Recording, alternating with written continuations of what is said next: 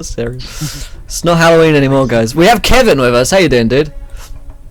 Hi guys. Hey. Hey, how's it going, man? Living the dream, man. Living the dream. I like it. That's good. And somewhere, I swear. you are. There he is. That little face. There we go. Oh, look at him. Little baby face. There we go. Let's in fact put you over here. That's where you're meant to be. So, Skagif, why don't you tell us what on earth is going on today, my friend? What are we doing? Why are we here? What's the meaning of life, Skagif? Please help me. You don't care how I'm doing? I know. Yeah, Oh. so None of us do, actually. I thought we all were here for like some AA meetings, but Yeah. it seems not to be the case. Apparently not. Hey, hold that thought. Let me go grab a beer. Yeah. There he is. So I picked up my little bit of whiskey, so I'm X-hole now. no, we are actually trying to get the players going with some steampunk D&D. That's right. Hopefully Indeed. we'll get some cool adventuring going on. Yes. We're playing D&D today. Yeah. Apparently. Shit. Yikes. Oh, I've lost him again. God damn it, Raffin. He keeps disappearing. Stop running away from me. Alright, Skagif, whilst I'm fucking around this camera, why don't you tell us what happened previously and we can do a bit of a catch-up together? Whichever you prefer. The backstory, very shortly, is that the characters are the children of the mighty kind of heroes before everything became peace. When everything was in chaos, there were these heroes like their parents, and now several years later, when the peace have been so profitable and really good, something stirred up and the characters had to become the heroes their parents once were, now heading over to a place where they are most trusting that the big airship their parents had once before, Earth Dawn, kind of lies, or in peace, or in full peace, they don't really know. Yes, indeed, yeah. And last session, I can't remember exactly what happened, but I remember torturing a dude. They happened a lot. There's a little bit of torture. There's Good time. good, a healthy amount of torture, I'd say. Healthy amount of torture. We'll get into the last session recap, I guess, in a second. So we go around and remind us who we are, who we're playing, and stuff like that. Yes, let us do that. Hi, I'm Ishman223. I'm playing Theo. Oh, okay. Hey. Yeah. Wow, My name's Raph. I'm playing an a-hole. you suddenly. Wow, Raffi, you suddenly got way more attractive, dude. How did that happen? Spells, man. Dark magic. Alright, so let's start with Zartar down here. So, Trevor, who are you playing today, sir? I am playing Zani Warmbruder. He's German, just to clarify, but I can't do a German accent. I'm not gonna offend anybody with it. He is an alchemist. During an accident, due to an unfortunate alchemy accident, he had his arm replaced by your character's father, and that's how he perpetuates and moves along his spells and magic. Nice. Cool. And Raph, who are you playing today, sir? Well, I am playing Elijah Castle. He is pretty much a tank who wields shield as a weapon. Cool. And you're the brother of Ishman's character, right? Yeah, not blood brother, but pretty much adopted brother. Gotcha. Pretty much bed brothers. Bros. Okay. Cool. Yeah. Touch on those tips, sir. Gingerly, of course. Of course. Gentlemanly. Cool. Ishman, how are you, sir? Yeah. Who are you playing today? I am playing Theodore Patrick King, Ooh. the most badass of badasses, with gorgeous guns, a bit of a fetish for his firearms, but And for his brother. and his brother. Roll an This is my incest rifle, this is check. my gun. Yeah, my character, he's in a really dark place right now, so this is gonna be a fun session for me. I hope I don't shoot anyone I shouldn't be shooting. But on the other hand, that might be awesome, so we'll see. Yeah, I guess we'll find out. And Kevin, who are you playing today, sir? I am playing Fable Brandywine, the resident fop and scion. So he uses mind bullets. Bulleted your mind. Awesome. And I wish I had mind bullets. That'd be so fucking useful at times. Oh yeah, all the time. It feels so American. Alright, and I am playing Boris, the engineer. Boris is a gentleman, a scholar, but really nothing up to scratch as his father was. His father was a real famous mechanic. He created all of these machines, and all that Boris has been able to create is 2 pigeons, which are actually just lumps of metal currently, and he just basically lives off his father's name, and he's become fairly rich and lived a pretty comfortable life just from stealing his dad's machinery at this point, basically. So yeah, but he's not used to combat. He's not used to fighting at all. But he's good friends of these guys. And in fact, that's something we should all remember as well, that we guys are meant to be like friends since birth kind of thing. We all know each other, our characters. So we're not just adventurers thrown together. We're like bros. I only recall only a certain person having a problem with that narrative. Will. Shut up, you. that was last week. I remember things this Last week.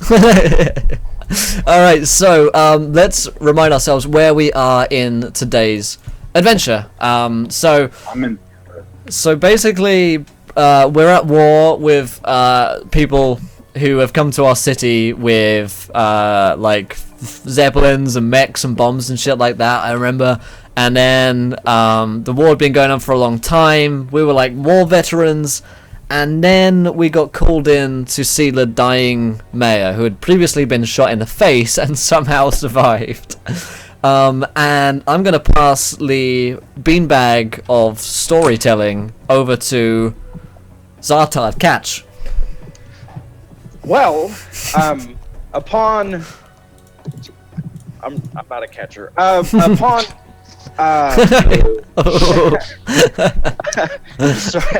Sorry. Upon getting shot in the face, the mayor on his deathbed, we were conversing and stuff, and we left for a little bit, and I could be a historian with my fact recollection. So then a gentleman who was being controlled by an even more sinister gentleman was trying to take the mayor's memories. Yeah, there was like an assassin kind of dude, right?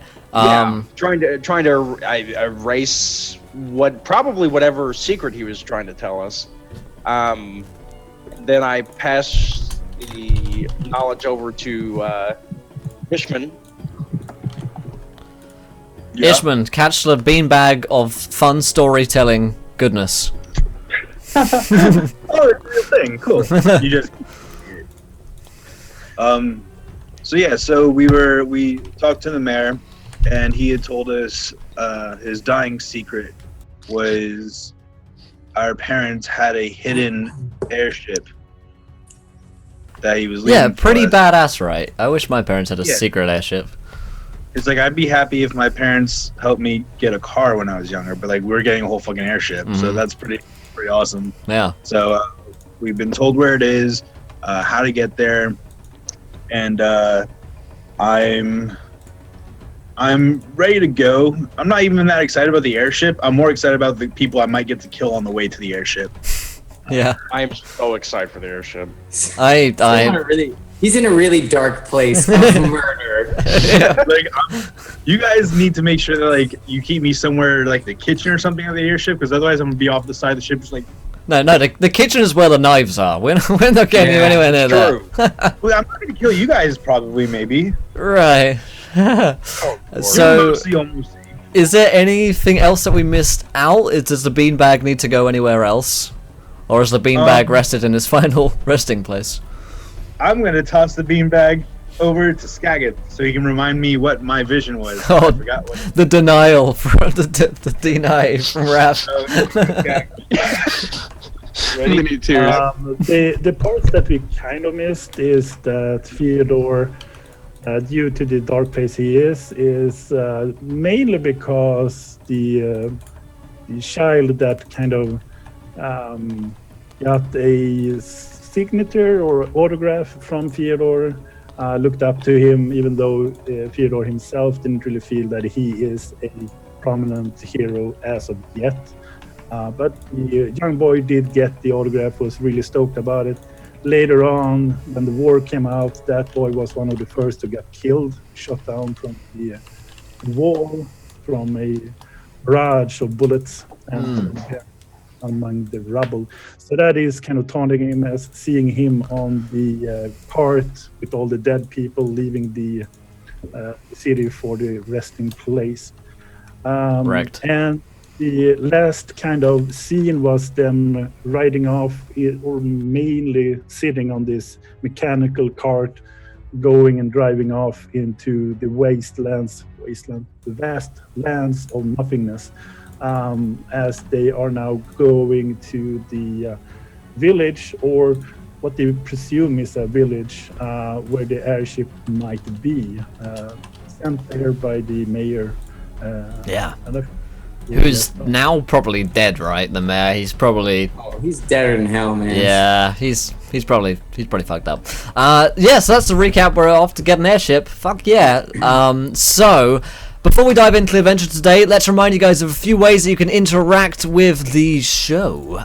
First of which being, if you haven't followed yet, hit that follow button and join us, because when that happens, we get a viewer decision. You guys will get to decide anything which happens next in our game. You could decide to throw a giant flying mecha badger at us. That's just off the top of my head. Or anything, really. I You believe. have a thing with woodland creatures. Actually, woodland creatures have a thing with me. You have no idea. It's there. Oh, I've never been convicted.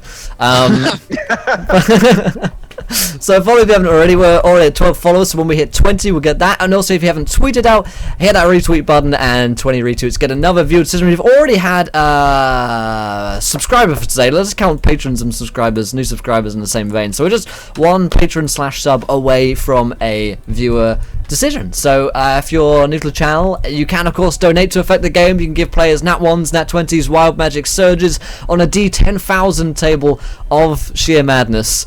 So fuck up these guys. Also, it's a new month, which means that subscriber and patron wild magic surges, advantages and disadvantages have been reset. So if you're a sub or a patron, then feel free to throw these at us today, and throughout the rest of the month to fuck us up and and see what happens next. So other than that, let's dive into it, Skagif. So I'll hand over the beanbag of DMership to you.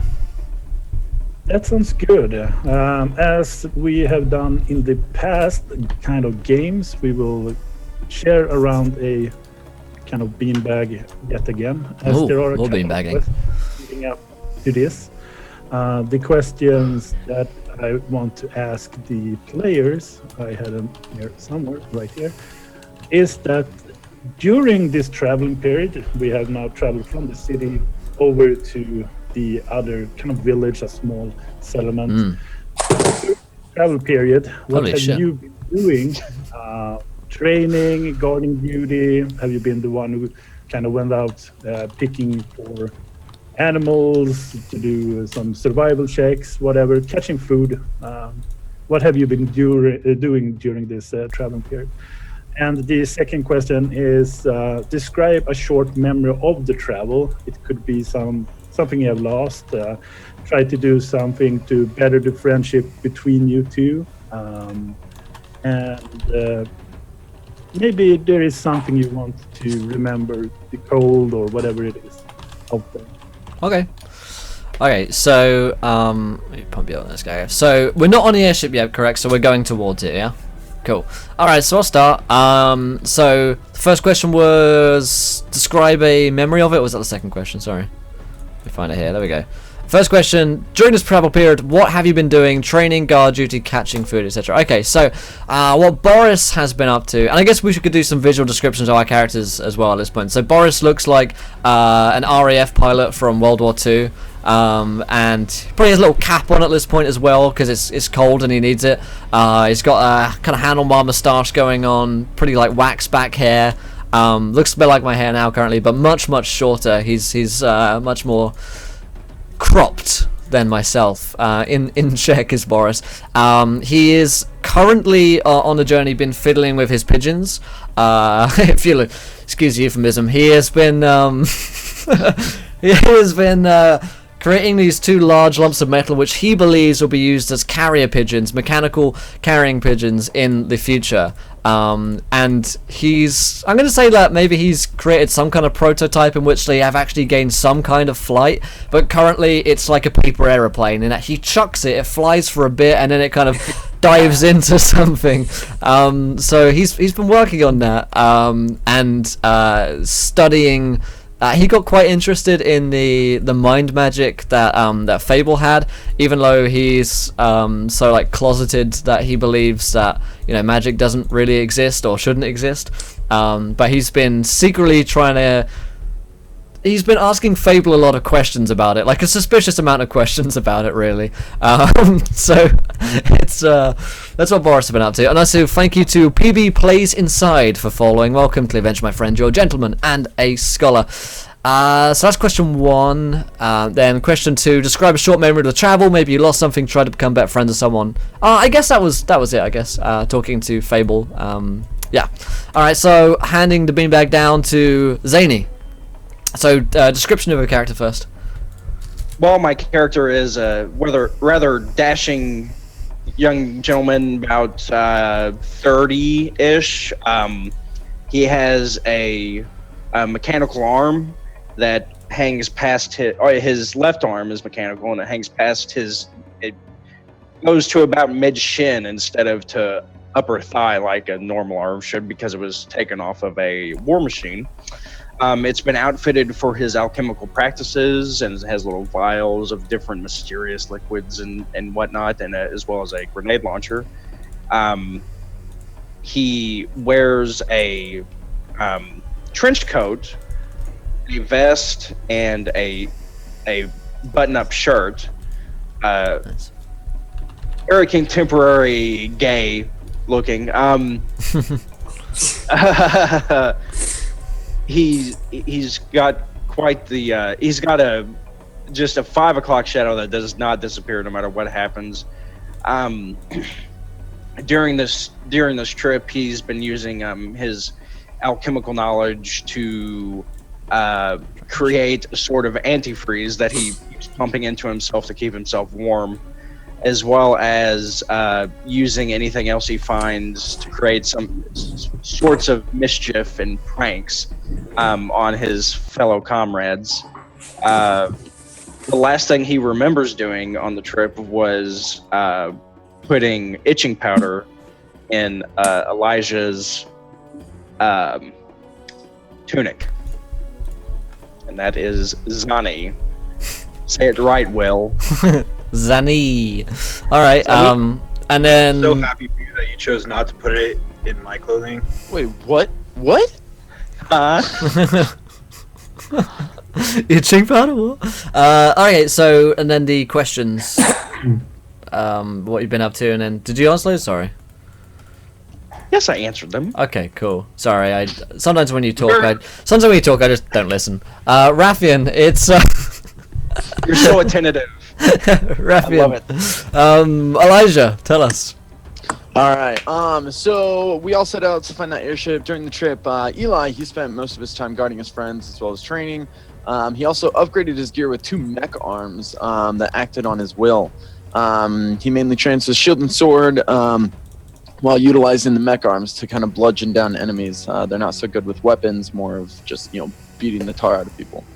It was also during this travel that Eli would often lose himself to his memories of war and death, sometimes falling to his knees in agony as he felt the scars of war. It was in these times that Theo and Zunny would often come alongside him, help him up, regain himself, and apparently put itching powder in his clothes. The blistering cold, the long trek, and the lack of booze made this trip last an eternity. My character, I mean, you did a quick description, so I'll do that real quick. He stands almost 7 feet tall, fully plated in armor, wielding a shield about as big as him as his main weapon. He also has his longsword. He's a weathered man. He's definitely scarred. You can see gashes and stuff that he's taken during the wars. Definitely a hulky man, a brute, but always standing watch over his buddies as kind of like a guardian angel. Cool. Ishman. Yeah. What's up, dude? What? Not much. What's up with you guys? Nah, nothing bad, dude. Just thought I'd stop by. So for me, just to get straight to the questions, during this travel period, I don't know, Theo, as we keep saying, is in a very, very dark place, and while it's kind of consuming him right now, between taking care of his brother and just Sonny just going nuts with the itching powder, me keeping an eye out for that, it's been able to distract me actually more than I would have thought from all my demons I'm carrying around right now. Not to say that it's alleviated all of the pain I'm going through, especially at night when some of the others are sleeping. I'm not sleeping very well at all, and I've got a little stash of very, very, very strong whiskey that I probably shouldn't have. There's a couple of times where I'll do some late night training, practicing my aim and whatnot, where I'll take a shot and then I'll consider holding the barrel a little too close to myself. Just leaving little burn marks from the heat of fire. Nailed it. So, yeah, it's a dark time right now. Cool, you're going through your drow phase. Got it. Yeah. Let me get emo sweep going on. Yeah. Cool. And Fable, I suppose. Fable. Sorry. Fable has a perpetual cough.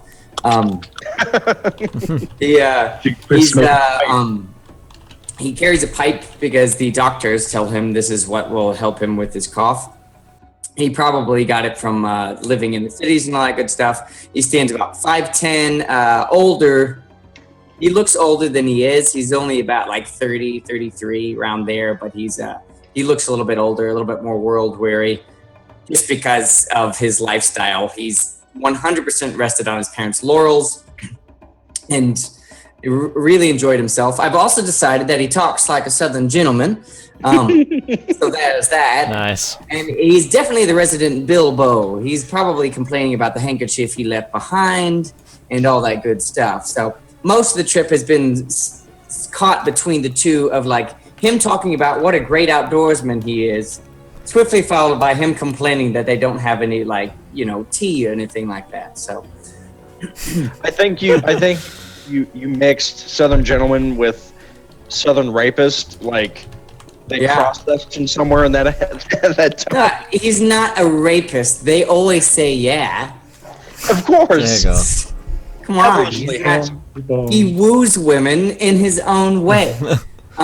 You have to grab him right. I'm sorry. So he during this period he's probably been not the quiet one. So he's been moving around. He's restless. He's bored. He's looking for things to do, chatting with people.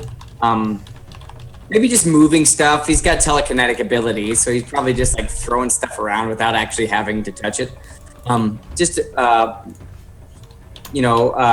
Having fun that way. I suppose some point along the trip, he probably really wanted to drive whatever we were on. Is it a car or is it what are we on? I've just by a little car thing at the moment, I think. Yeah. So Yeah. he's probably adamant that he knows how to drive this thing, and he probably does. He knew how to drive his car back in the city, so he's probably been 100% of the time wanting to drive. So Nice. yeah, driving to the open country is one of his favorite pastimes. Oh man, cool. All right, so that's all of us and what we're up to, I guess. So let's dive into it. Yeah. We certainly should. The past time we did a small little intro text, and we should keep a tradition. War, not even an ocean of tears, can describe the broken hearts of all mothers who lost their brave young soldiers. Just innocent children with plates screaming stop, no more, no further. Just children who drops at the line of war. Once we saw beautiful landscapes of endless warmth, a scenery now wiped away with dark clouds of anger, hate and destruction. We all have a special place where we find peace, a place of calm and joy. Those places are now few and slowly being replaced by bitterness and sorrow. The war have changed our minds. All of a sudden, we are feeling for the first time how it feels to be afraid. Maybe tomorrow I won't see my love again. Tomorrow I might not open my eyes to see my family as I'm buried amongst all others who fought a losing fight.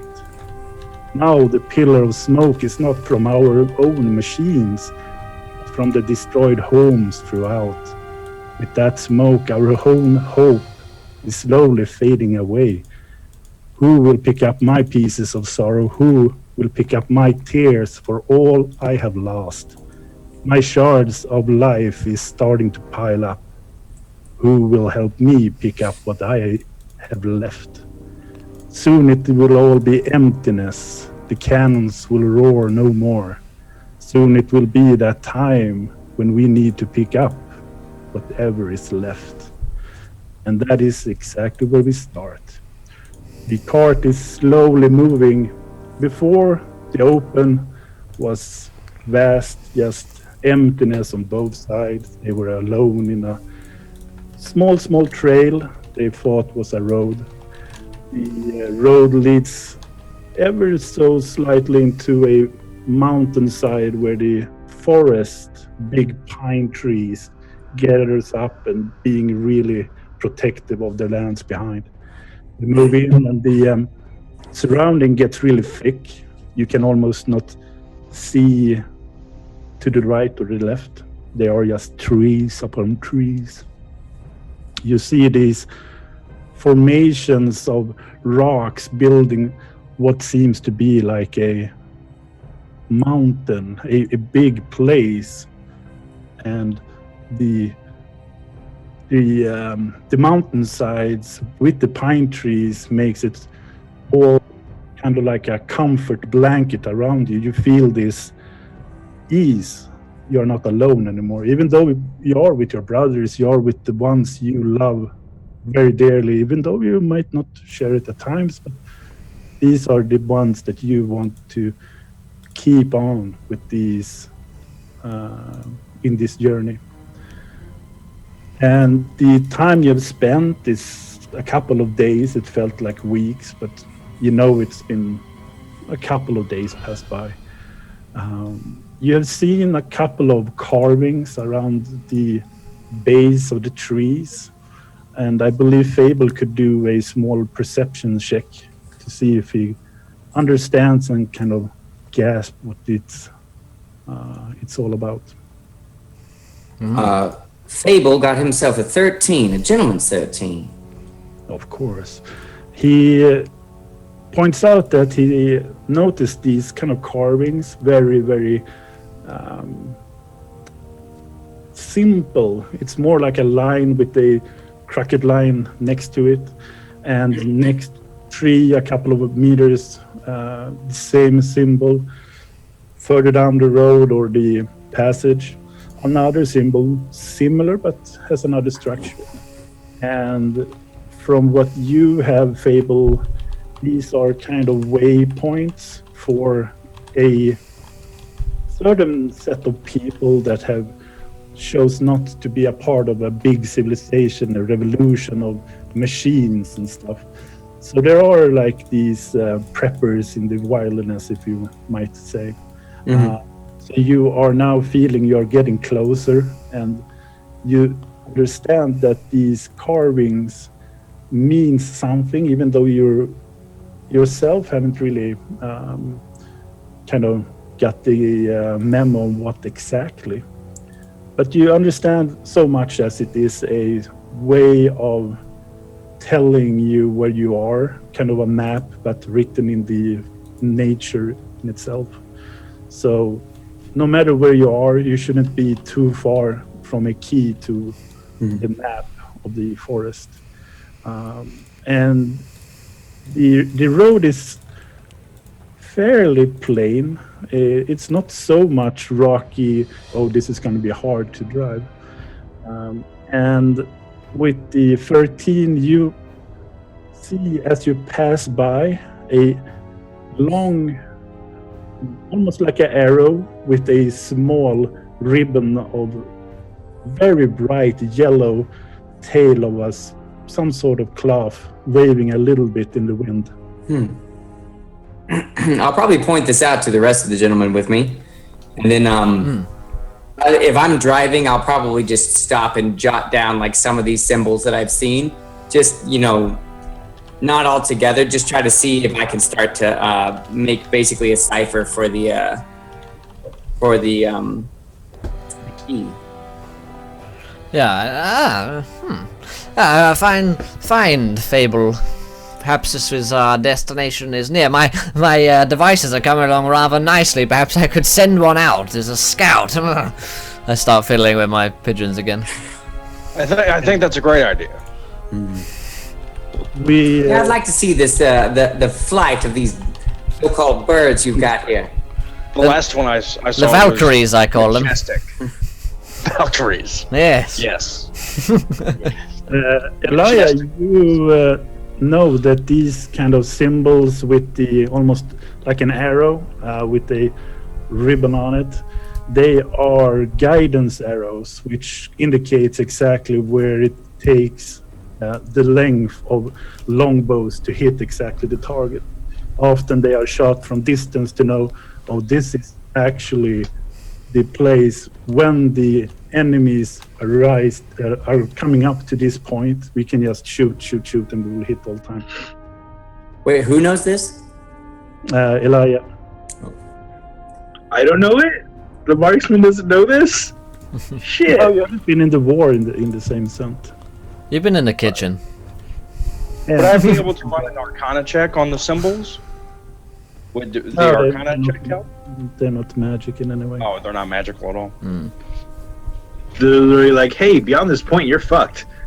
How about a history check? See if I might have come across it in a random book. Do Elijah want to do something special? I'll be honest. I was talking about IKEA in chat. They brought up a thing that I knew something about, and I was like, oh, hey, I know something. I've been to an IKEA. It's a novel feeling for Raph. Yeah. Yeah, it's a good thing. I come across something that I actually know something about, so I had to jump at the opportunity. But I did hear that I know something about firing weapons of some sort, and that's about the gist of it. So I apologize for not paying attention. So the arrow, or what it seems to be like an arrow, Okay. round, sticking up with a small, very bright yellow ribbon of some sort. Okay. It indicates how far you can shoot with your longbows and actually reach the target. Okay. You are in some sort of a zone. You're not sure if you have reached right into a battlefield zone or if it's just a mark. Okay. No. Good catch up.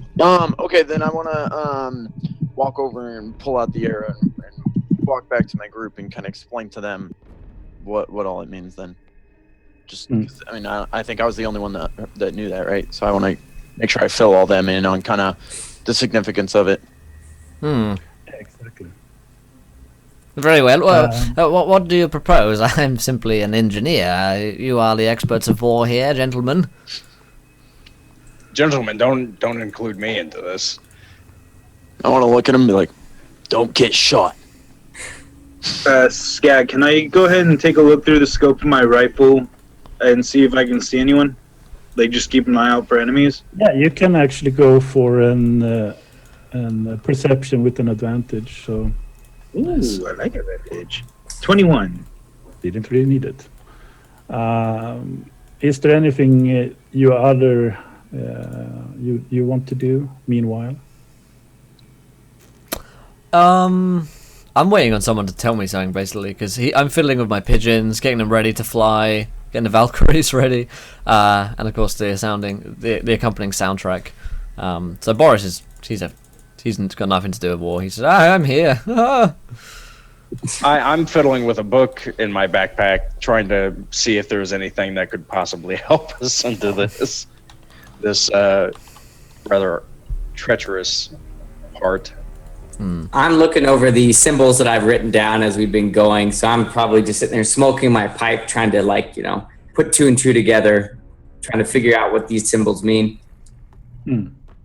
And as Theodore looks through a little bit, trying to assess the situation more and more, you don't get surprised by the group that is not sneaking up on you, but they are moving slowly with caution, and as they are coming, otherwise a surprised moment for you, coming out of the trees or the bases of it, not dangling from the trees. They are, I'm pulling up in the startup window here. They are more than just the 3 that you are seeing at this point. One of them pulls up his helmet. They are very Norse, Viking in their appearance and cloth and everything. They look about as if there are more of you than what they see. They're not really speaking. They have seen you as a group, and indicating they are actually recognizing you. However, at this time frame, this scene, Theodore is the only one who's kind of spotting them, let's say 10 meters, 30 feet ahead of you. They are stepping out a little bit. What do Theodore do? He is going to immediately pull back on the action, loading a fire round into the chamber. Theodore, what are you doing? I'm going to tell you my book. And I want to, before I do anything else, can I kind of insight to see who looks like they're leading the group? Like, does one look like he's kind of directing them silently? Not at this particular. You can guess that one of the middle one is like probably taking charge, but it's hard to see as this is like your own kind of era of surprise attack if you want to do it. All right, then I'm going to go ahead and I'll load that fire round into Josephine, and I'll take a shot onto the middle one. Might as well. As I see him like loading up, I imagine what is the reason behind Boris doing this is because we're on like suicide watch for Theo, because he's been like really depressed, like looking at his gun kind of thing. So like I'm like no, it's a permanent solution to a short-term problem, and I'm like grabbing the gun, trying to stop him from like taking his own life basically. I elbow him in the face and then take the shot. I like how someone fires an arrow and he's just like, yep, time to kill myself. So, Boris, you could try to outman, but you will have a disadvantage. So to clarify, did someone fire at us first? No. No one has fired at us. Nothing Okay. was fired. These people came out of the Yeah, I was woods. gonna say, yeah. They were just walking through the woods. They're just walking with their kids for. Having a nice hike. Isn't it a lovely day out here in Sweden, mate? Let's go on a family trip to IKEA. Okay, I'm gonna. Do you want me to roll like an athletics or something, or a strength? What's the? I believe it would be like an athletics check Okay. with this. Disadvantage. Oh, acrobatics out of that. All right, a 7. My disadvantage. 18. No. Yeah, so The child is murdered. Do I have Theodore- reaction time to this? Theodore still wants to take the shot after Boris is trying not to. I'm gonna take the shot. And do I have advantage since they thought they were being sneaky and they're not so sneaky? No, not after Boris is trying to meddle with your affair. Alright. At this point, I'm lurching for him. It's a 19 with Josephine. Fucking hell. Can I step between the other players and Theo, seeing them like all of a sudden trying to go for him? I just want to like stand between them and like protect Theo. Yeah, after this Okay. Yeah. scene. So you crack off a shot, and you see that the middle character falls up, and the other two in the scene that is coming up the next round, they will pick him up and drag him into the forest. That is their Yeah, so just really quickly, it was 10 damage, but then also 1 additional fire damage. Yep. Duly noted. You shot him. Wow. Well, you really got him. Don't worry. I'm like, what are you doing? Who are you? Do we see them now that we look where he's shot? Yeah. Surely we looked in the direction he shot. Like, I The fired next a fire rounds round so you can watch the are streak where fire. he kind of shot the gun, of course, and the scene coming up now is where they are trying to drag the wounded or dead, you don't know, person to the forest again. And they are, as I said before, about 30 feet in front of you, 10 meters or so. Yeah. What are you doing? Why did you just shoot that man? Jesus! What's the deal, Theo? That's not very nice at all. They were just walking through their woods. I follow after them. I was gonna say I'll start marching towards them with like shield at the ready, draw out the longsword, and just start marching towards them. I'm totally trying to get their attention to be like, we're nice! You. Sorry, can we I, thought you were a deer. Oh, I cast- sorry. Can I cast command on Theo? Oh, you really want to do this? I really want to stop you because I don't know what's going on, but they didn't seem very threatening. Watch So- him command you to shoot again. Yes, we want to do so much. We need to do the initiative roll for it. Let's do some initiative then. Oh, yes. Now Fable's becoming a 1920s gangster. With the 4. Then that 20, fuck you. Oh, yes. Oh Ooh, yes. look at that. A gentleman's 4. Mmm. Spicy. Fable and I are just holding hands in the back. So, Boris, you're the first to do your action. I'm gonna run out towards the people. So you're starting out to run up. Yeah. You are probably gonna My hands get are, up to their location. yeah, my hands are kind of like up in a non-threatening manner. Sorry. And-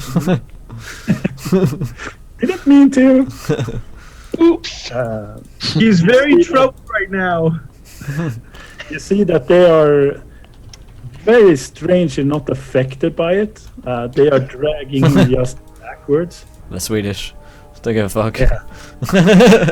And they're not even having their weapons out in a hostile manner. Okay, that's good. They don't even have their weapons out? Carl got shot again. Take him on back. What do you say, or do you do something specific, Boris? Yeah, I'm gonna say I'm terribly sorry. It was a mistake. Theo here, he's on a mad one. The response you get are like really sad faces looking upon you. They're not responding, but they're just looking up. Oh, I God. pull like a sad face. The next phase is for Fyodor. I mean, like, out of game, I feel bad, but I still think they're threatening because I see they're all, like, weaponed up and shit. No, they don't have weapons though, do they? They don't have weapons drawn, though, do they? But not in a Not drawn. like. Oh, I thought they had weapons on. That's why I shot him the first time. Yeah, they have Wait, weapons, he said but they walked still out a peacefully. hostile. They just They're not walked out of supposed- the woods at us. And then I'll take a threatening shot instead. Mhm. I think they're thoroughly threatened. You killed one of them. I don't think these people are terrorized enough. My character will still do this. I'm only following the RP, guys. It's just roleplay, not to them. This is someone's life, okay? Alright, so they need to make everyone needs to make a wisdom saving throw. Oh God. Oh. Good job, Ishman. God. 16. Psych, it was all a test. Hey. It's just a prank! I got a gentleman's 24. 24? If you did better than a That's an 14 than a 12, you're good. Okay. So not you, Zane. Zunny's fucked. Not you. It is Sunny, right? I'm not- Everybody, It is Sunny, yes. Sunny gets what I'm going for. Sonny's like, what the fuck is going crazy? Jesus! I just hit the deck and put my metal arm over my head. He's sitting there like, What is the effect for success and fail? Yeah. It's just it fears them. It's their fault. The fail. It's their fault for not knowing the safe word is Oklahoma. You shouldn't fear, and it's to frighten others as an action. Yeah. So Theodore picks his gun up in the air and kind of shoots off like a scare shot motion. And this is with Ethel, by the way. I pulled Ethel out for this one. So the gun is out instead. And You scared Sunny. Good one. And then as you can see their shapes in the forest because you're still in the cart. They don't really seem affected by it at this point. Obviously, So next runner-up is Elia. What is your? I will. Just to clarify, like, Zane is literally running out into the woods now at this point, right? Because I can't get closer to him. You could. Next person up is you and Fable, depending a little bit. We're all in the cart right now, right? Yeah. Okay. The only one who is out is Boris. I'm out. Okay. Then I will hop out, and, bringing my shield up to the front and like marching towards the woods where these people are to go gather them up. I guess I don't know why we're shooting at them. I'm just okay. We need these people. All right, I'll go get them. I'm the fetch dog. Yeah. So in that kind of your own round, you get up to them, and they are. You see that Boris is standing there and trying to tell them that. I believe it was that Theodore is not feeling It's all just well. a terrible misunderstanding, you see. So.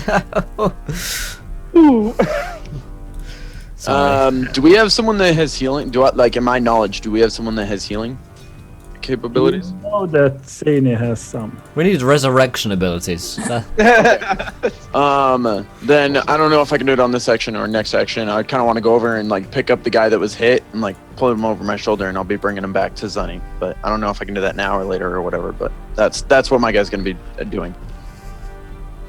Yeah, you will interact in the next round then and try to pick him up. Coming up, Drag him away. Fable, what is your intent? I suppose after he shot the, I'll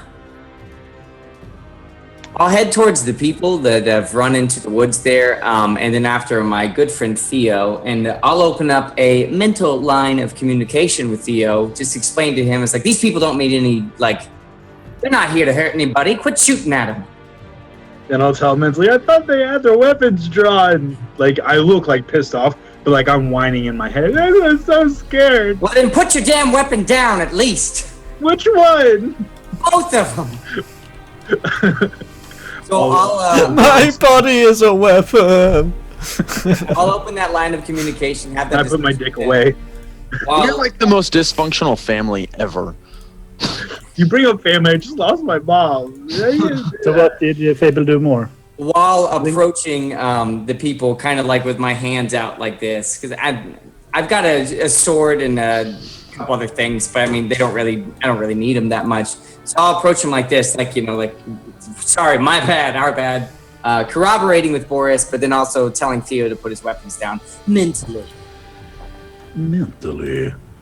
And that will be my round. And last but not least, Sani, you are up. So, do I have to make a wisdom check to see if I can even do anything, or other than like get away from Theo? If I understood that correct, No, you can do what you want to do. I can do whatever. Yeah. Okay. Theo's holding hostage. I follow Fable's lead and Theo's lead. I have one arm, my metal arm, way up, and the other arm, and I'm just pleading. It's like, we're so sorry, little jumpy right now, and I'll hold my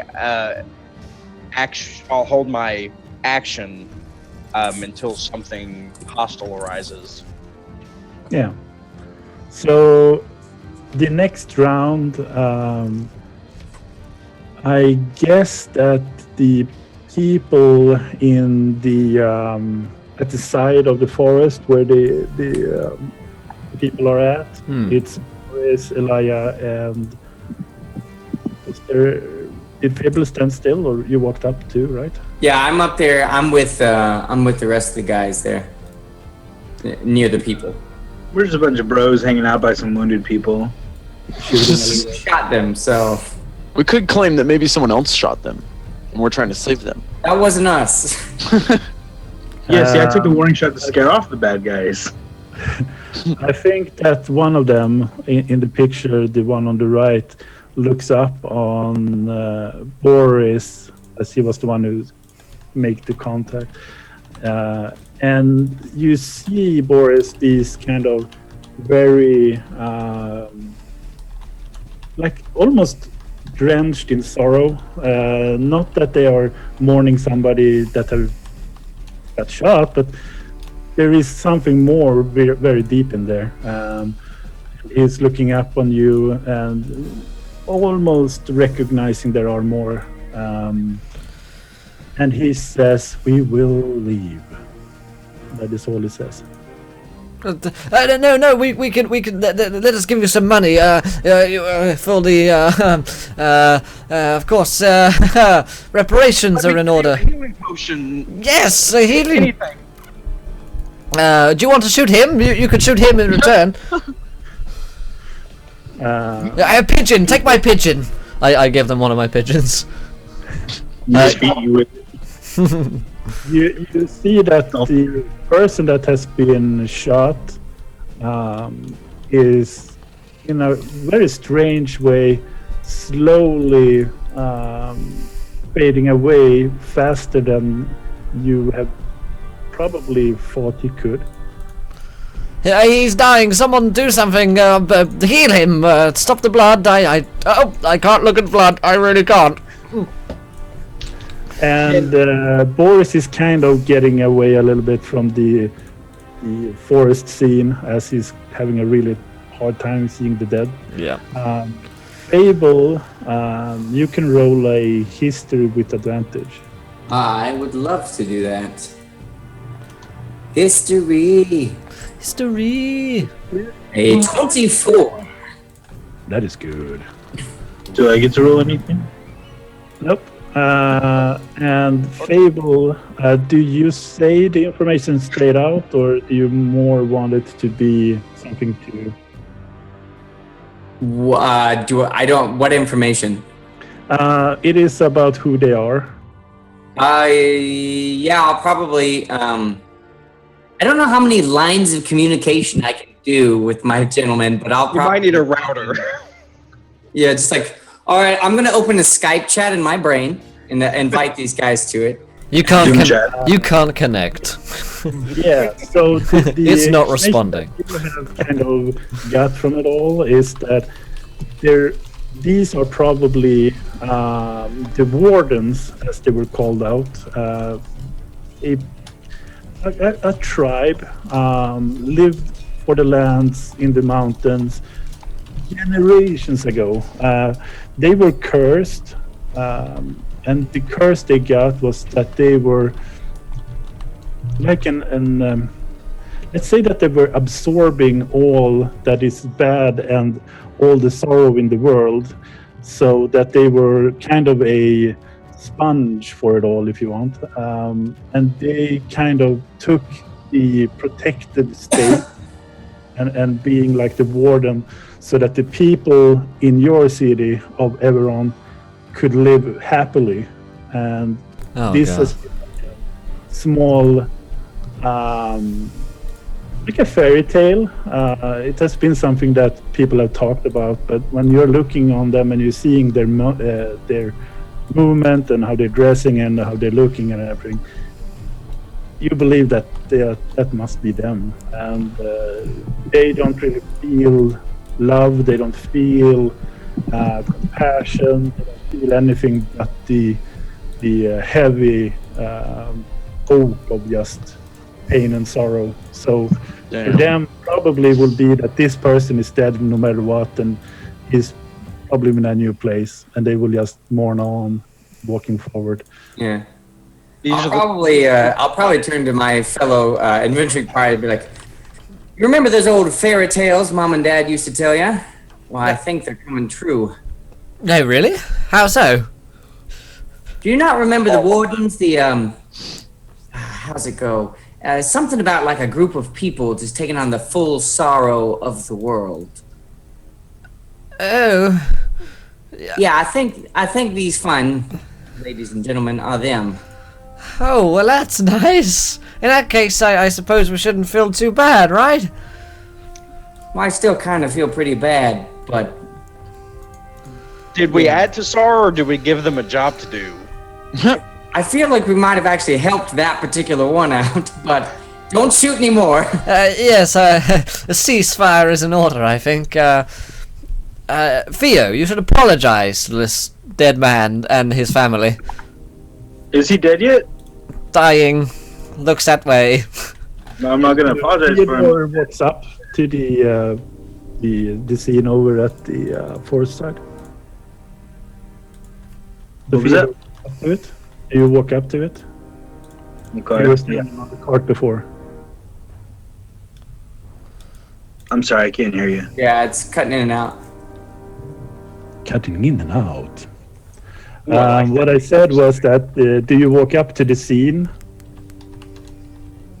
Yeah, I walk up and like I put my weapons away, but my hand's still kind of resting on my belt and my holster, and like I'm ready to shoot this guy again, but like I've been told not to. But that's how I approach. Theo, you've clearly hurt this man terribly and his family. You should say sorry. I'm very sorry for my mistake I made. I thought that you were trying to come against us. It's I'm beyond remorseful. Is there anything we can do? They are now more or less just having the one on the right is holding his hand up as like we don't really need anything more. I think we've done enough here. Don't you? I mean, you were the one who would just tell me to make it right. I put my hand on Elijah's shoulder and I start guiding him back to the cart. And we just walk off. Yeah, I'm heading off as well. Is the guy showing like a lot of pain? He's dead. Oh, he's dead finally. He A is little bit dead. better. I thought I was gonna do like a mercy shot on him. I'm sorry, that got me. Is he in a lot of? He's dead. Oh.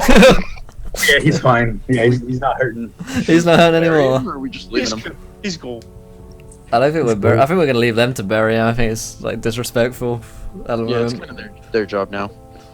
Yeah, let's let them get along with it. I mean, it's like turning up to someone else's funeral that you don't know. It's like let's just let them mourn. I feel like this went terribly wrong. I- it might just be I me, but wonder where it went wrong. Let's think back 10 minutes ago. calculate. So I think we've destroyed the situation enough. It's time to. Yeah, I'm agreeing. It's time to go. Yeah, we're going back to the cart. yep, back to the cart. I've got my arm around Elijah, and I whisper in. Can only he hear me, or should I roll like sleight of hand or something stealth? What are you trying to do to me? You just wait, boo. No, I think Oh, baby. you could actually just slide it in if you want to. If you know Slide what it I in? mean. I've heard, Just that, slide it in. Okay. Where's this going? I've heard this before. You've already got itching powder. Don't. But I wrap my arm around Elijah, and I lean in and I say, you need to keep a better watch on him. Am I like right next to Elijah at this point? No. I just kind of want to look back, grunt, and then like strap my shield back to my back and climb aboard the cart. I climb on the cart as well. I sullenly climb onto the car. I head towards the driver's seat. I'm gonna sit here. I'm still with these guys. I'm gonna ask them. Like, I'm curious because I've only read about these guys. I would love to know, like, Go! you know, who are you? Where are you from? Like, do you know anything about something buried out here in the desert? You know, or not the desert, but in the woods here. Like, I'm trying to pick their brain onto like just a little snapshot of history before I head off, I guess, with my compatriots. Yeah. He looks upon you, the man on the right. Mhm. You see this sparkle in his eye, and if you are willing, he will send a image into your mind. Yeah, sure. What could go wrong? So you get a small image, and you will get the information about it very soon. And you start walking back to the group, climbing up on the cart itself. And who is driving? Is that for you? I would like to use the mechanical hand and clutch Theo's shoulder and say, maybe we should let Fable drive for a little while. I turn the keys in the ignition and I say, I got this. Can I roll an intimidation or a persuasion?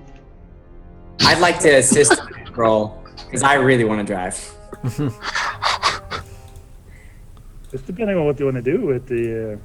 Well, my arms kind of clasped around his. his. You want to try to persuade him. Oh. Fable, what do you? I've already got my big meat hook on him. Should I just try to intimidate him? Are you turning to him and asking him this? Yeah, I would All right, just. while he's You do turning to you. Fable, I hit the gas. Okay, I'm totally intimidating. At 18. Wait, I'm confused. With disadvantage because you're now hanging out the side of a cart. Oh no, I'm in the cart. Yeah, everybody's in the car. I was laughing at corgis. You're intimidating me? No, I'm intimidating Theo. They're intimidating the guy who's driving. You're good. Like, you've had enough driving for today. Let's get you I'm not back. driven at all. And You shot a guy. It's kind of my turn. I feel like there's more important things to argue about at the moment. I think he's had enough, and I still have. I don't know what the 18 gets me on intimidation, but Would I roll against it? Theodore needs to roll a charisma. A what? Check. A charisma check. Charisma. I'm just sitting there. I'm like, aren't there more important matters? oh my god. You don't mess with the darkness. Am I clipping out that much though? No, you're good on my end at least. Yeah, you're good right now. You're very quiet. I like. Yeah, it's mostly think- just that you're. I think you're softly spoken, Skeg. Yeah, I think you just have a sweet, sultry voice. I think that's it. Yeah. Well, I mean, I'll disagree with that. Your words I go could straight try to to my gain loins. it up a little bit. Is this a better gain? Yeah, that sounds. I mean, that Yeah. sounds good. Is there anything I can roll to try and like tell these people that there's more important shit that we could be handling right now than who's driving the cart? Isn't there like an airship that we're supposed to be on or something? I guess we just say, gentlemen, please let us stop this infighting and get to the airship. We have a task to perform, and we are all behaving like children with guns, which is rather dangerous. Shut You up, did already Theo. Let's just go. Onwards. We're halfway there now. Yeah, we're halfway there. Okay, we'll start. unlocked We'll start. my- I unlock my grasp and sit back in the car, defeated. I kind of look back at Sunny and I give like this really smug look, like, bitch. And now I'm driving all cool, like one hand on the steering wheel. Hey, this is I fine. can And then I almost fast, Are you waving your gun out the window to the side? What? No, that would be dangerous. Every- I could shoot Like a someone. All right, so Skag, so we're driving. What's going on now? What's my image? Yeah, when you're driving off into the forest side, just plowing down the. I'm the flooring roads. it. Yeah, you're going really fast. You Fable. There was no really connection at first. You went off and felt like, yeah, he said something, but I don't really remember what. Mm-hmm. And now that you are sitting down, you feel like you have been here before. The pine trees, the light winter feeling that the air still has. It kind of reminds you as you have been exactly on this road before. And it's kind of strange because you never have been. And you feel that it's a trip that you've done so many times before. And you have this other scent that you haven't had before, which is kind of like drenched, really wet. When a dog is out in the rain, kind of get this really strange stench. You have this kind of, if it's fur or something that is kind of dampened with something, you have that kind of scent as well, but you don't see it around. Yeah. And all of a sudden, you kind of nod off and wake up again. The scene that you saw was these houses upon houses, really small, just one-story kind of nature, normal houses in a small village. There is people walking around, looking a little bit as the guys that you have encountered, but not as much as hostile. They're more living on the surrounding, don't really have the weaponry.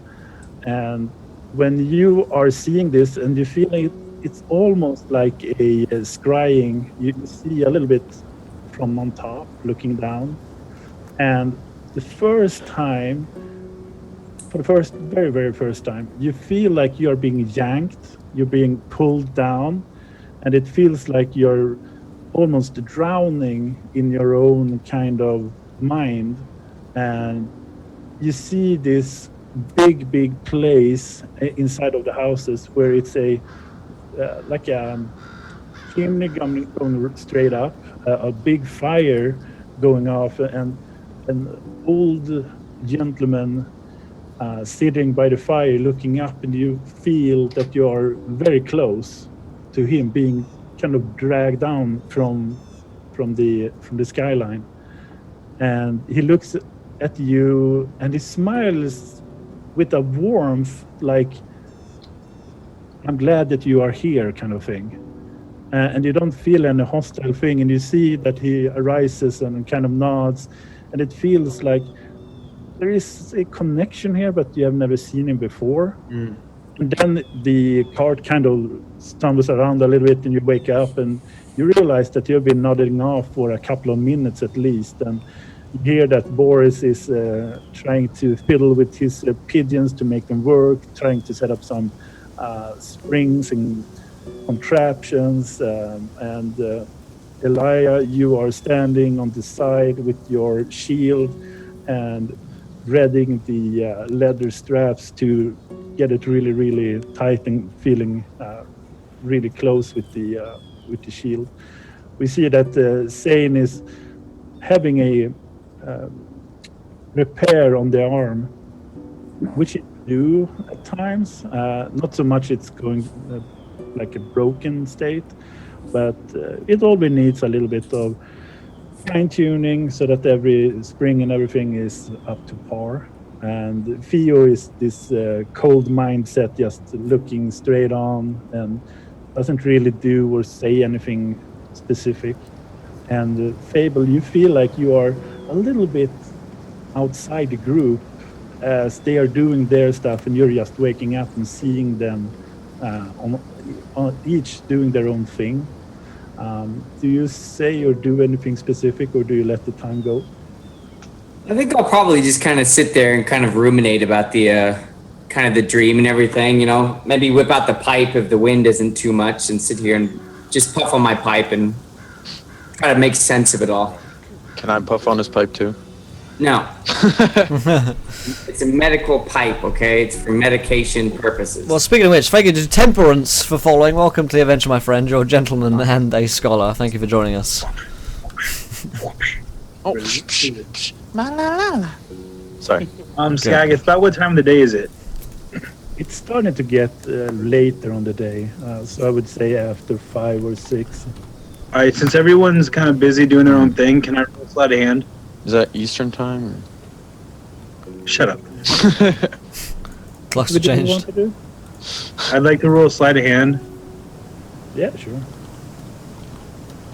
Do I have advantage since everybody else is distracted?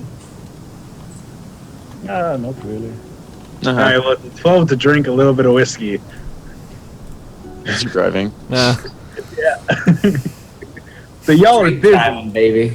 He's getting a sip and swerve on. Oh, I'm not swerving, dude. I'm perfect right now. In my own head. Yeah.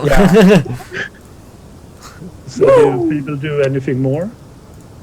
I mean, you guys know I've been drinking, so I mean, it's not like a surprise. Well, it's not like we got an option of whether or not you were driving either, but, you know, Yeah.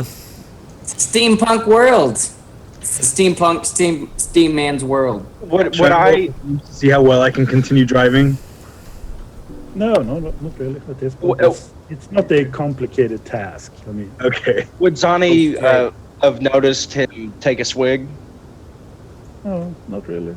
You haven't really been sitting on him and watching him. You need to repair your unit, so. The only one maybe watch me would maybe be Elijah, and he probably just want to sip too. Yeah, I don't really care. Yeah, I'm more of just eyeing it like, I hand him some. yes! Now, when you are kind of parting on the whiskey, everybody kind of sees it. That's fine. I'm just handing him a flask. They didn't see me drink from it.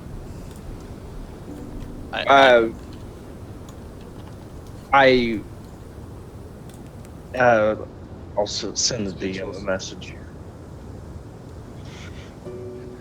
Alright, so, continuing on. Okay. You all are getting into this feel of dark, really close forest, pine trees, really tall, majestic. And you hear this sound very far away, but it feels that it's dangerously close anyhow. I feel nervous. Does anyone else feel unnaturally nervous? I don't feel that great, no. Something is pressing itself down upon us, it feels. I share the feeling. This isn't good. Careful up front, Theo. Don't know What, if should I you... pull over? Maybe Maybe slow down a slow down a bit, maybe. Slow down to a crawl. I slow down to like we're like barely moving. Like you could literally crawl faster than we're moving right now. Just idling along. Yeah, pretty much. Trying to get the While we sound- do, I take my whiskey back and I take another sip. Skag, I sent you a message on Roll20. I'm gonna like Theo, pass out here. I wouldn't mind a drink right now either. I close it up really tight. Toss it with all my other flask. You can't use my pigeons to open it up. We're good for wrenches. Yeah, and just take a The thing swig. is that the pigeons are really great for everything except what pigeons are supposed to do. Exactly, yeah. They're like Swiss Army pigeons, or Swedish Army pigeons. Will, have you ever tried the jukebox? Yes, but I Okay. think the jukebox might be messed up at the moment. I don't know. I know they lost their SoundCloud plugin, so I haven't tried it since. I was using the jukebox the other day when I was playing on different stream. It was working or it wasn't? It was. Okay. Yeah, because I uploaded a sound via the fan burst or whatever it's called. If you click play, it should play. But I don't have Yeah. anything playing. If there's a link to it, I can play it on stream. But if it's not a big deal, then I don't know. Just press through, I guess.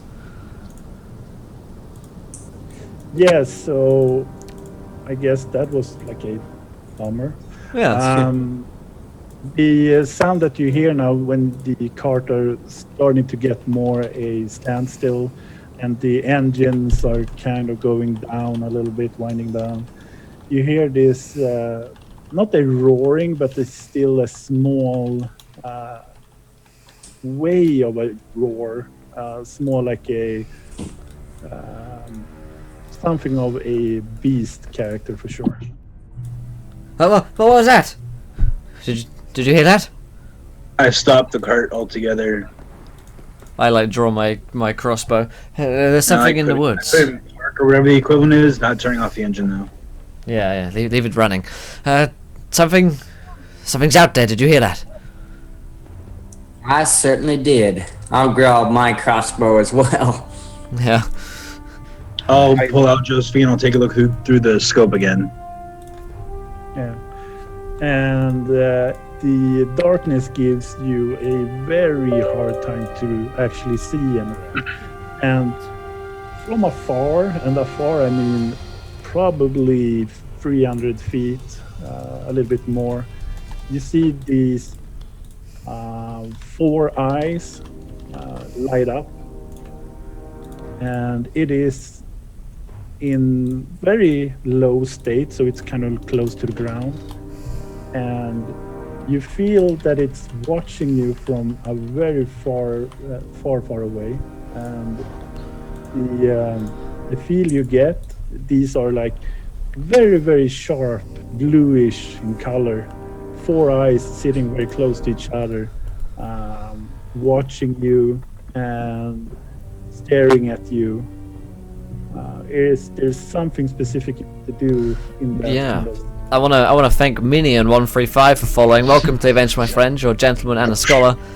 We are only 5 followers away from a viewer decision where you guys get to decide anything which happens next in our story. We've got a monster in the woods. Now seems like a good time to get one going. I'm gonna, at the same time, I'm gonna point it out. Like, look, its eyes. Don't shoot it. It might not have seen us, but be ready to shoot. Like my finger twitches a little Yeah. bit, but I don't fire. Hold your fire. When it draws closer, we all fire together. Much more effective. I heard about this in the war. How far out is it? About 300 feet. Oh wow, we can see really far. Yeah. No, Has it- you see the eyes. Yeah, we see the eyes. Yeah, the glowing eyes. Could we go around? And it's if you're thinking for like a cross between Predator and like an alien kind of sound, when it's keeping a constant kind of squeaking sound that fades out a little bit. And It's just like it's been just constantly going this whole time. in kind of on and off a little bit, and then for a second later, and then slowly getting there. Eating chips? So Eating chips. you see that the eyes just vanish, and it's totally gone, and the sound itself. Just eating my chips and omers. Gonna say, perhaps we should go around. That thing did not look friendly. Well, sound friendly. I'm I'm kind going to turn to Boris. I'll turn to Boris and I'll say, "Oi, switch to me. Why don't you drive for a little bit?" Very well.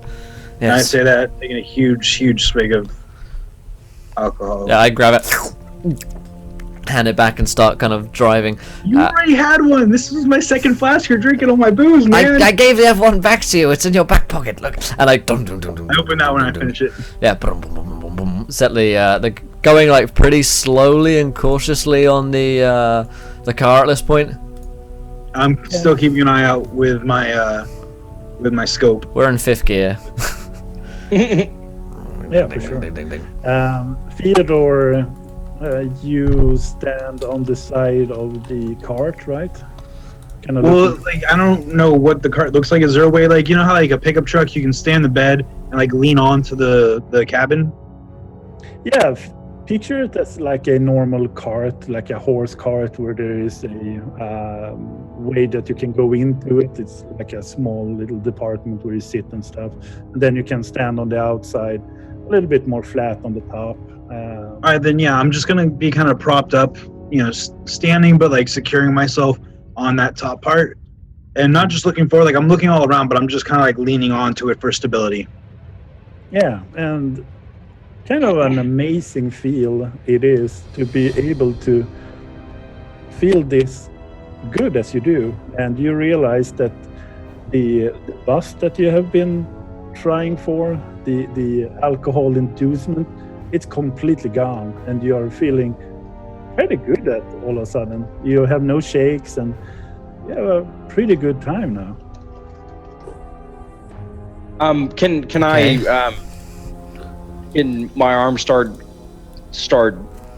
making weird mechanical noise and gears grinding and stuff, and a potion that's loaded into it start draining, and I use false life, Yeah, which you can is try it out. which I need to roll a d4 plus 4. So you have that up as a concentration in 1 hour. Yes. Yeah. So it's What are you casting? false life, which is 7, so I gain 7 hit points.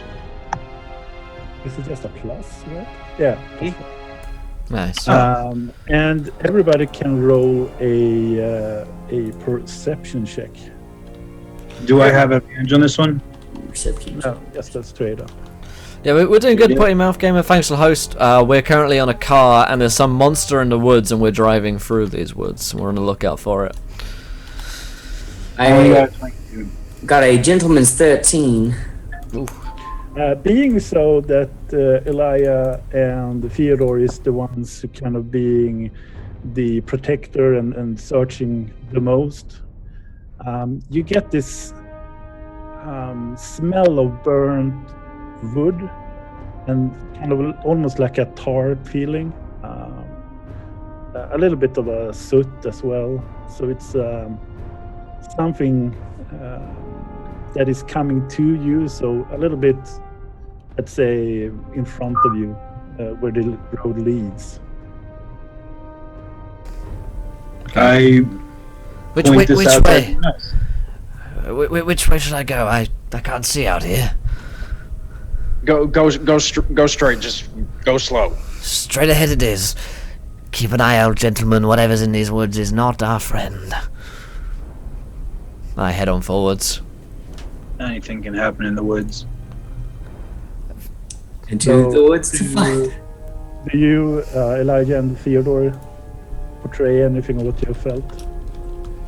I'm sorry, you're I do. I want to just kind of prepare myself for combat, kind of gripping the shield, bringing it up to the front of me, kind of like watching the woods as close as possible ahead of us. Kind of, I want to see this thing before it sees us, or I want to see this thing and be ready to defend the group if needed.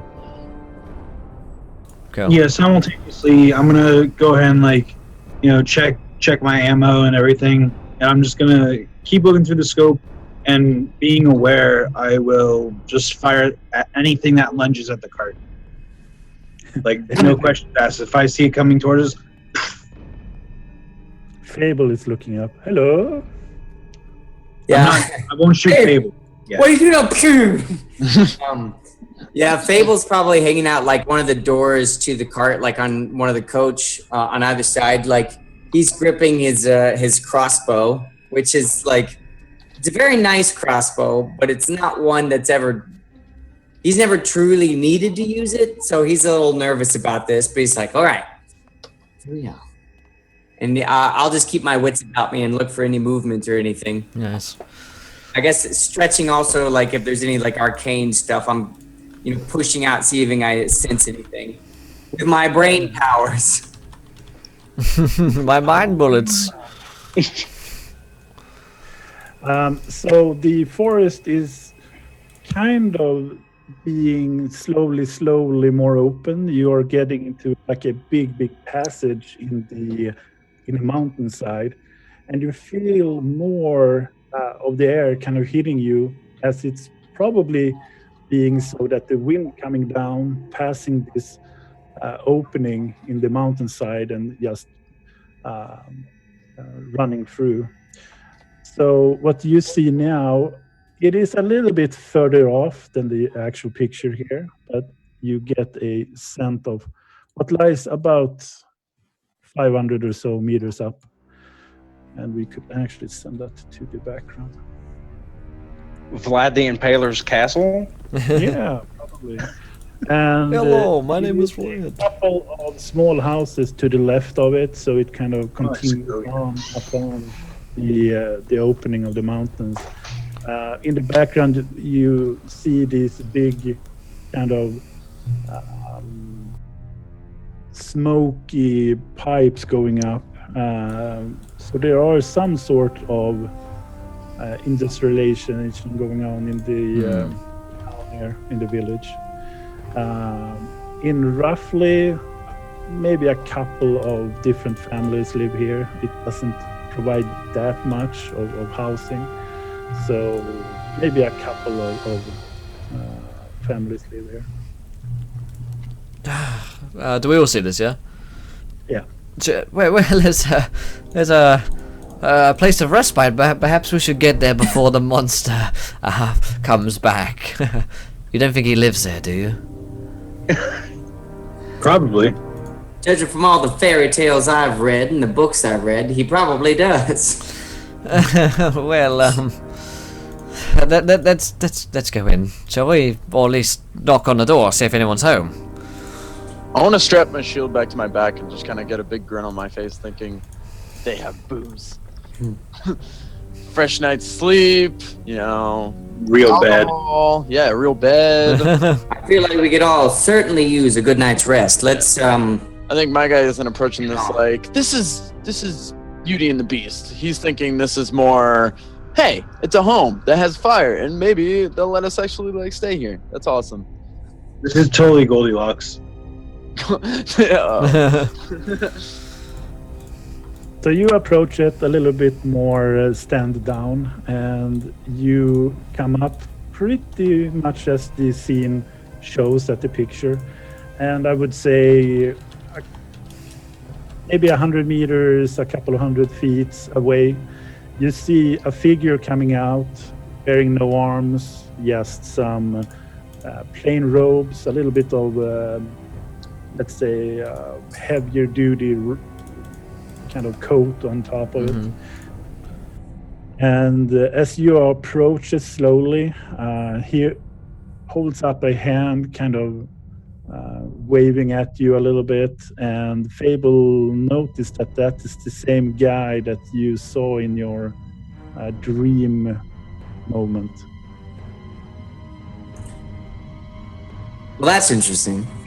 I suppose Fable will, approach first. Like, how do you do, sir? We were hoping to find some respite from our weary traveling, and we were hoping that you had some rooms. Have we met before?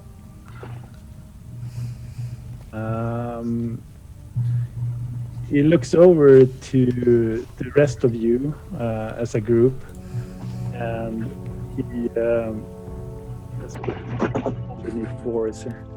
Ooh, creepy. And he looks mostly upon Fable and says, I knew your parents very well. I knew that this time would come soon or later. It's been a long time.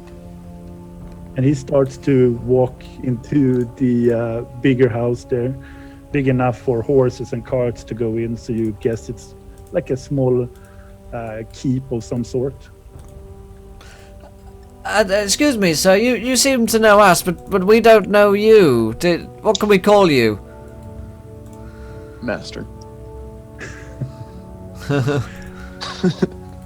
And when he looks back, he kind of stops. And you feel for the first time that he's kind of looking over you.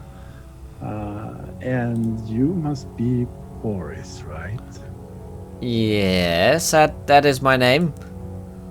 What is yours? Alhir. Alhir. I kind of want to like lean over the group, kind of looking for him, be like, "You wouldn't happen to have a drink for some weird travelers, would you?"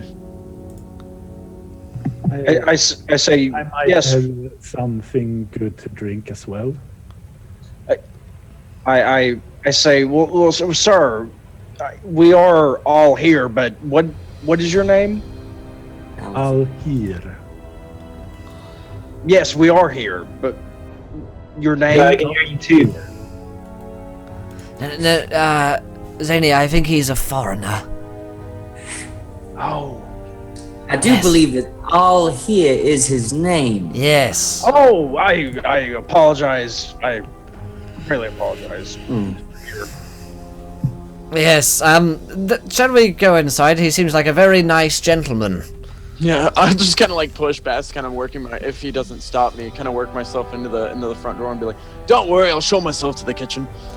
I mean, I have plenty of Alhir friends. Well, it's more pronounced with an I in the middle, but yes, of course, if you want to. Yes. Thank you, Mr. Here. I follow Elijah. Thank you, Al. And when you walk in, you see after the big gates, which is not the kind of gates that will fend off a attack or so, more just because they need the gate. Cosmetic. It's aesthetic Yeah. gates. Yeah, they will be easily run down if needed to be. However, coming in, you see a couple of horses being tended to, a place for your cart. You take that and follow Alhir up. And when you approach the first door which you open, you see this long corridor with several big painting, and I mean a couple of meters up and a couple of meters wide.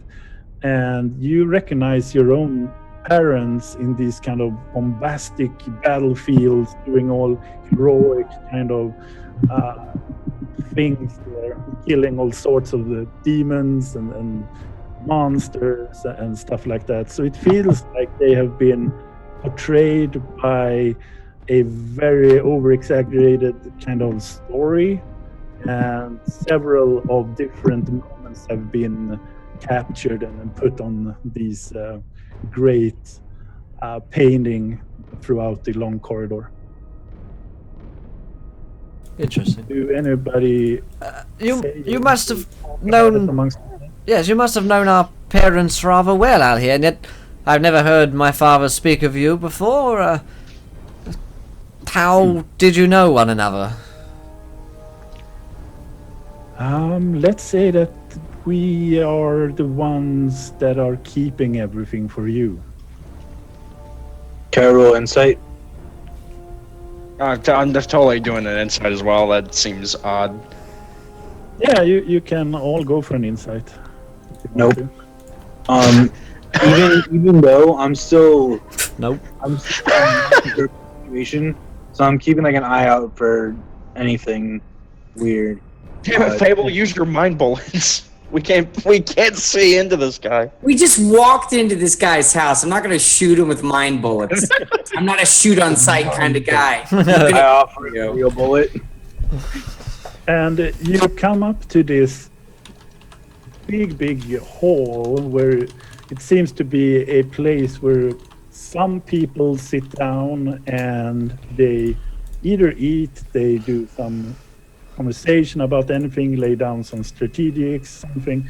It has this long table, several chairs up, and the back of the chairs actually have the initials of your parents, even though there is one that is the prominent in the short side, or whatever it's called, on the end tile or end side of the table.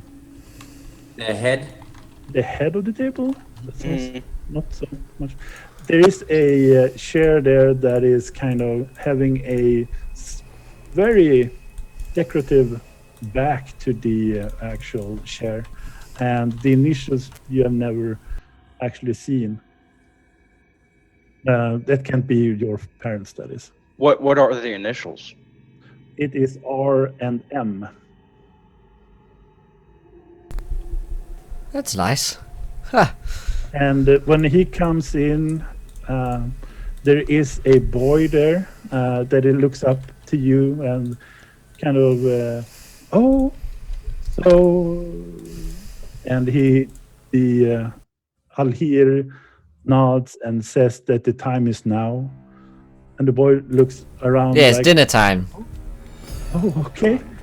And Made a Raffian who donates. really dashes out. What the fuck, Raffian? Raffian donates £10. Can I make this 2 wild magic surges? Yes, indeed, my friend. Who do you want to give these surges to, dude? I think Theo and Elijah need to have a little moment. Wild surges together. God damn it. Alright, it's a D10k. Thanks so much, my friend.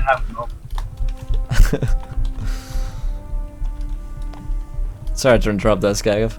Just popped up. 7874. 7874. Do you want me to look these up for you, Skag? No, just go out and we will see what we can do with it. Okay. 7874. Whatever is now in target's hand is worth 10 times its normal value. I never put my rifle away. You're right. It is sparkling in the values. That is amazing. And Raffian, what's your roll, man? 6417. 6417, pretty close to one another. Let's see. 6417. Oh boy. Target. Oh my god, Raf, you've just wrecked yourself, buddy. Target must re-roll any attribute scores that are higher than 15. Bruh. But I kind of want to know now. Like, let us know. Let us hear. Oh, wait, is that a natural 15 or is that like? Higher than 15. Any All higher of than them 15. or just one? Well, no, I mean like Any is of it them. if he rolls a 15 or higher, or is it if he rolls and then that plus whatever he's adding? It reads, target must reroll any attribute scores that are higher than 15. So if you've got an attribute which is 16, 17, 18, anything higher than 15, then you have to re-roll it. So I have two that are higher, so I have to reroll both of them. Yeah. Oh my god. And it's 46 minus one of those, right? Yeah. Yep. 4061. God. You could roll better, that's the thing. You could actually roll better. Yeah. Alright, so it's 4d61, right? 4d61. Oh my. Oh, I thought it was like if you had to do a check. Oh, Oh. it hurts my soul. That's some shit. Oh my god. Oh, and shit, good news though. Texas just subscribed. Thank you so much, my friend. Absolutely, what a bombshell to sub on, dude. The most gentlemanly of scholars. Let's get some drinks in the chat for Texas. Oh boy. And that And is. some drinks for. Well, Elijah That's a somewhat view. very weak. I try and cheer him up by showing him my awesome gun. That's actually a viewer decision because patrons two new subs already today. So we've got a viewer decision. Do you want to bring it in here, Skygaff, or do you want to wait for a perfect moment? Up to you.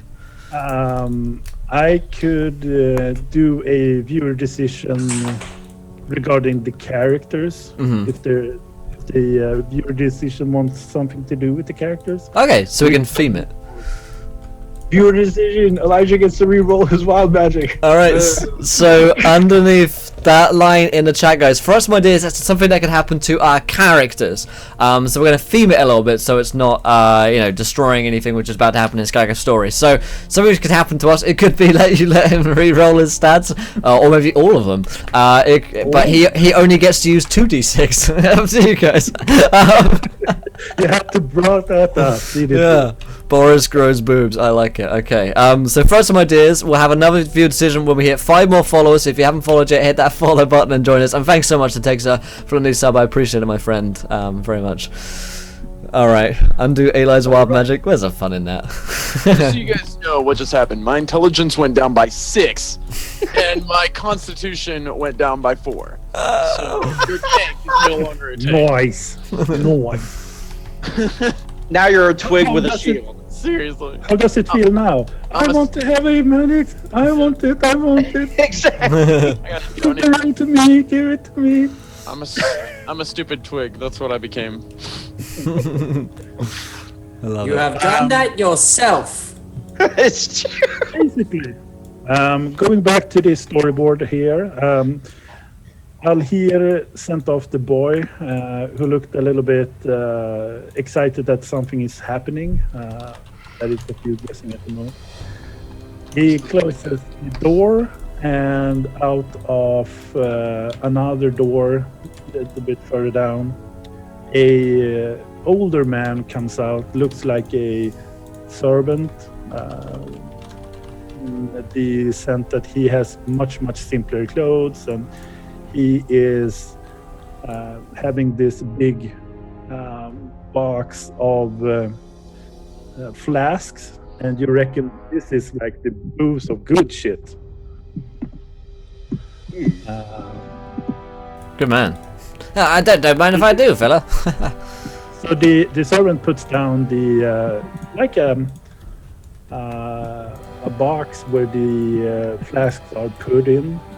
He puts it down on the table, and you all recognize these flasks. It has been in your homes here and there throughout your childhood. Never been full, but used to kind of carry water or stuff like that, lemonade, whatever. But you never known where the actual flasks have come from. And these are mint condition. So you are getting the flasks up, and it is a very strong wine. And it is a good smell and taste of almost like a mix between sherry and apple. Mmm. It's got a nice smoky nose. Interesting. A delicious flavour. Much better than that horrible whiskey that he has. I just give a disapproving look to Boris.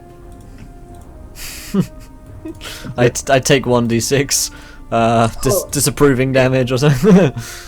This is all well and good, but can you explain what's going on here? Yeah, so an explanation would be delightful alongside this drink here. It is delicious, though. You can sit if you want to. I'd love to. You can leave your friends behind. And do you sit where your parents once sat before? I guess, like, maybe without meaning to, I sit down in my father's seat.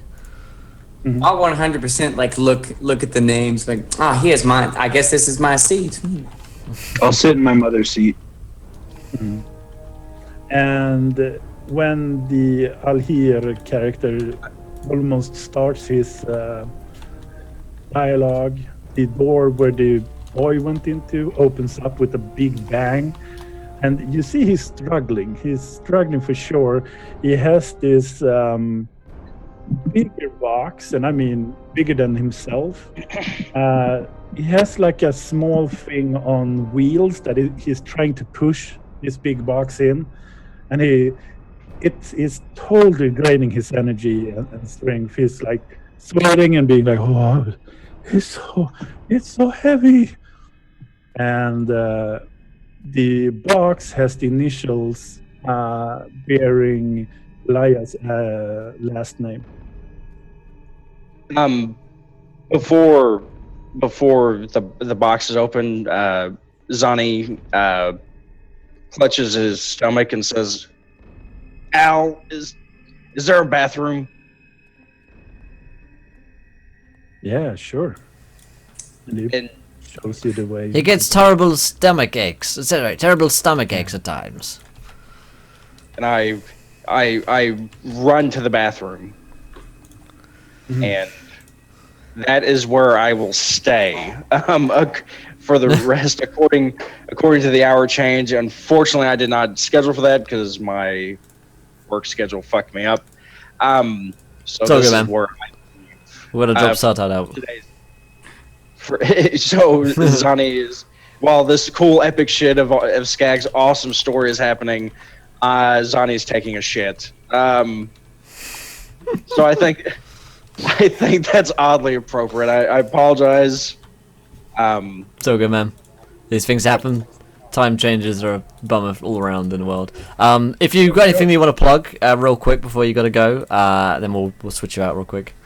Real quick, just gotta say, Skag, the story's fucking awesome. When you started explaining it, I just got so enamored with it. Thanks for inviting me. Thanks for hanging out, guys. It was good to see all you guys, really. Follow me at my Twitch channel, just /Zartard. Will get you to my Twitch, and my Twitter is at Zartard Gaming. I hope to see you guys. Oh wow! Very soon. Oh, we'll see you in a bit, See buddy. you guys. Yep. See you, chat. See you guys. Don't fuck too much shit up without me. We'll see you in a bit, mate. See you guys. All right. As soon as Sonny seems to zone out, I just give him a wet willy. All right, so if your screen's up a little bit. yeah, I think my screens are all good. Praise Oh, XSplit. Fuck yeah, dude. Streaming Pro. Yeah, I must be a streamer pro. Don't worry, guys. We're carrying on while Sartard had to drop out due to the hour change, but that's fine. So we're gonna carry on here for another hour, and then we've got Tinker's Tale happening. In fact, it's a great point, in fact, to remind you folks, if you're following along, we're only just a few followers away from that viewer decision. Another one, there's the first one's in chat, so go ahead and vote on this straw poll link in chat if you haven't already, but we'll get another one going in a few followers' time, so hit that follow button and join us. Also, be sure to check out City of Mist, we're sponsored by them this week to go show you over the Kickstarter, and tomorrow night we'll be playing through a session of it. It's going to be a lot of fun. We already have 17 votes, the perfect number in that viewer decision. Let's get a few more in. Of course, here's the tweet for you guys, and you can check out the Patreon as well if you want to find some cool ways to support the show. Other than that, handing back to you, Skag. I'm going to take a quick bio break, my man. Right back. Yeah, you do that. So we have Sani, who is a little bit feeling under the weather, so he will remain on the toilet. But back at the scene, we see that Boris is kind of all caught up with his own father's chair and sitting like, "Oh, this is so good. I love the chair." And you that are remaining really see how the boy is struggling, and something that is catching the eye of Elia is that it's your own last name that is carved into the box itself.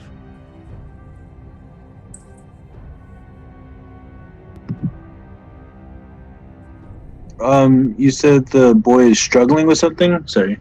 Yeah, Elijah's last name is on the box that he's struggling in with. I will walk over and I will help him carry it or whatever. Yeah, I think that Elijah doesn't really mind.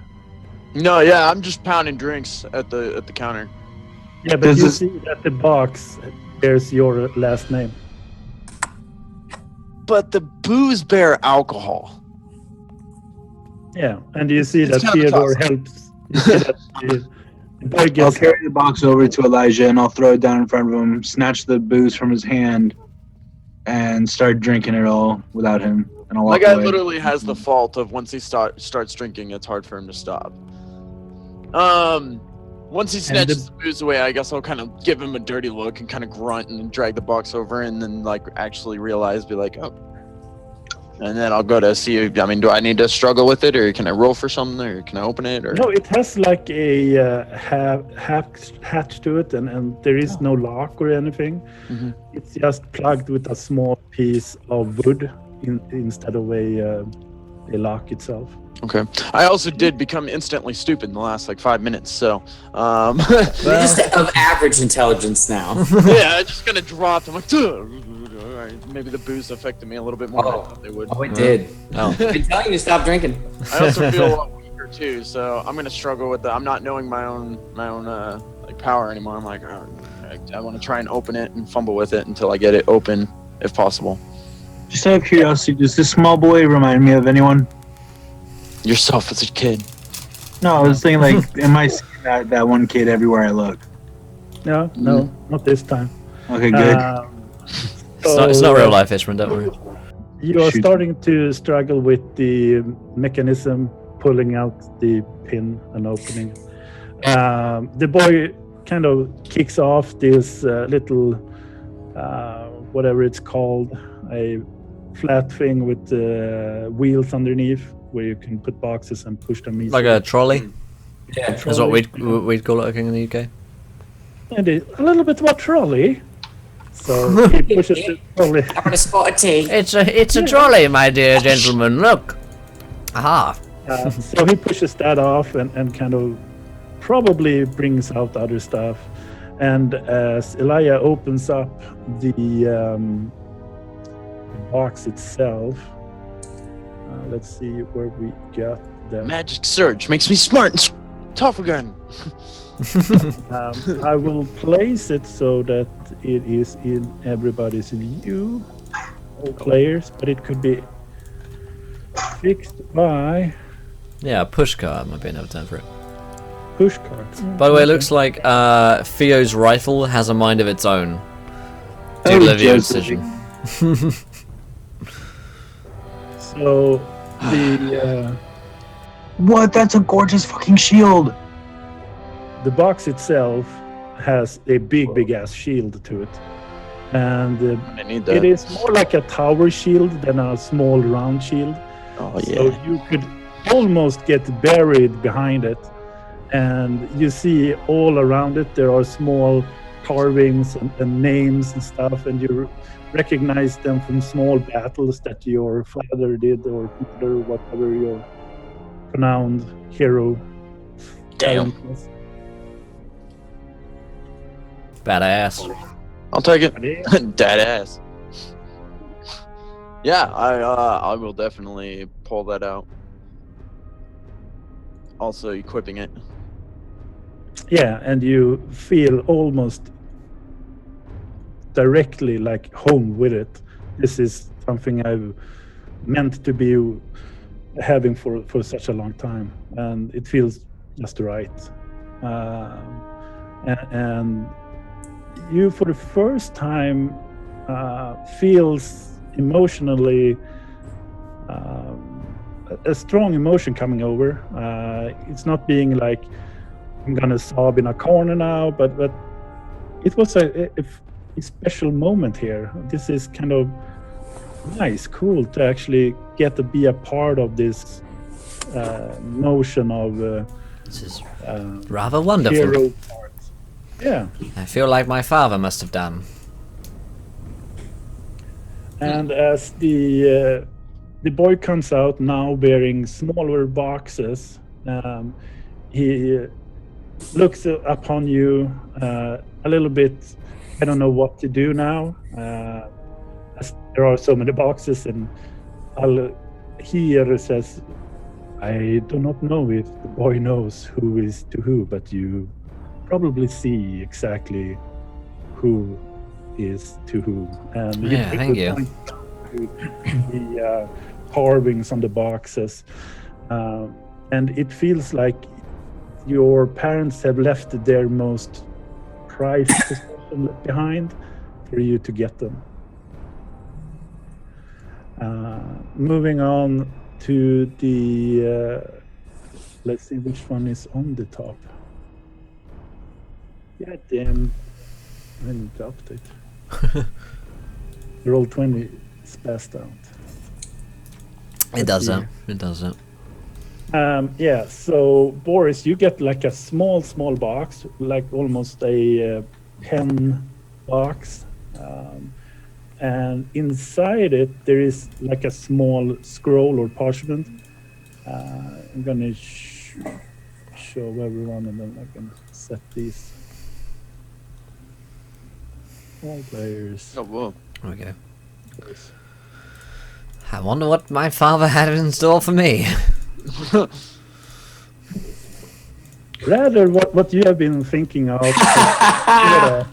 for ages. Oh my god! It's awesome. It's finally oh, and I knew I was onto something. I just gone about it completely the wrong way. I snatched on the pigeon. For once I feel thankful towards my father. That's so cool. You have now That's it. the missing pieces to the puzzle. It's like a schematic, a scroll of schematics, exactly how to do the necessary parts. So you know now exactly how to perfect your mechanical pigeon. And Oh yeah. there are a couple of steps that you kind of didn't do. I mean, you didn't have a mechanism that actually made it fly. Well, yeah. That's simply semantics. I was almost there. A letter from your father saying, "You know your life's work. Yeah, I already did that." I already did that shit, so.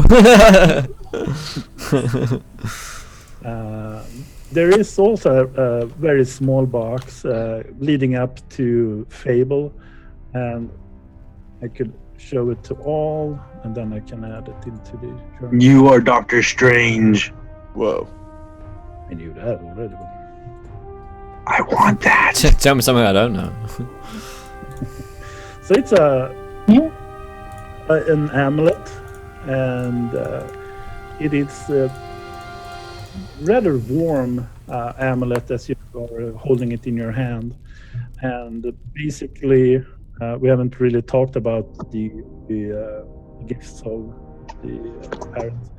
But this one is almost like a spell store kind of thing. So you can store spells in it and use it without using your own. So there is, if you push it all together, it can be like a small ring if you want to. That's awesome. Quite incredible. More mind bullets, eh? Well, you know, you can never have too many mind bullets, so. So I hear. A longer box, about yay long, to Theodore, and the boy kind of, I can't lift it. Sorry, I'll Theodore. take it up. No sword for you. And Theodore opens and picks it up himself. Oh shit. Well, that is rather fantastic. Okay. Cool. So I kind of just acknowledge it and I close it and Whoa. push it back onto the table. It's like Christmas. Like Christmas all over again. first Christmas. Nice. And by that, he says that there is a problem that I haven't really had time to address. What's the catch? Yeah, I was gonna say the catch. Your parents left behind their own ship of Dawnbreaker, but the halls have with time been infiltrated by a monster of some sort. We haven't been able to reach it, so Is it got Going in. big glowy eyes? I do not know. We have kind of barricaded that door. We guess there is an opening in the wild somewhere. I think we know where that might be, gentlemen, don't we? it would appear that we have to go and fight our four-eyed monster. To get the airship, of course, there is a catch, yes. And thank you to Derriere for following. Welcome, Clifford, my friend, your gentleman and a scholar. Thank you for joining us. Oh, so it has. The name has shifted. Is there anything you can give us aside from this, my friend, or any advice on fighting the monster? That tactics that might work well against it, that sort of thing? You people are, your people are usually good at fighting monsters, right? We are more keepers, so we are keeping whatever needed from your family, and as they are a little bit not here at the moment, we will be here for you instead, keeping anything that needs to be kept. Very good, my good man. In that case, perhaps I should stay back here and work on the pigeon whilst you gentlemen find the what? All right, I'll drive. And do we wish to go now, or should we wait until the morn? Personally, I'm pretty tired myself, and I'm sure the monster hasn't moved. Let's take a nice rest at least. I agree. Let that take some rest. It's late. Might as well. You have your own sleeping quarters, rooms, of course. And he leads the way to a corridor leading up a couple of stairs. And you see a long corridor which bears your own names on them, your last names. Ah. And shows up. And Stop breaking glasses, Theo. yeah. And as before, further away, there is a door with the carving of RM. Your parents have the doors meeting each other. Huh. I think I'll definitely go and investigate my room, and then just go see what's in there. Then eventually, I guess after that, I'll poke my head out and walk down and investigate the RM room as well. Yeah. So what do Boris do with? I'm gonna go to. Yeah, I'm gonna check out my quarters just to have a quick look around and head into the RM room as well, I think. Fable, you see that your father's father?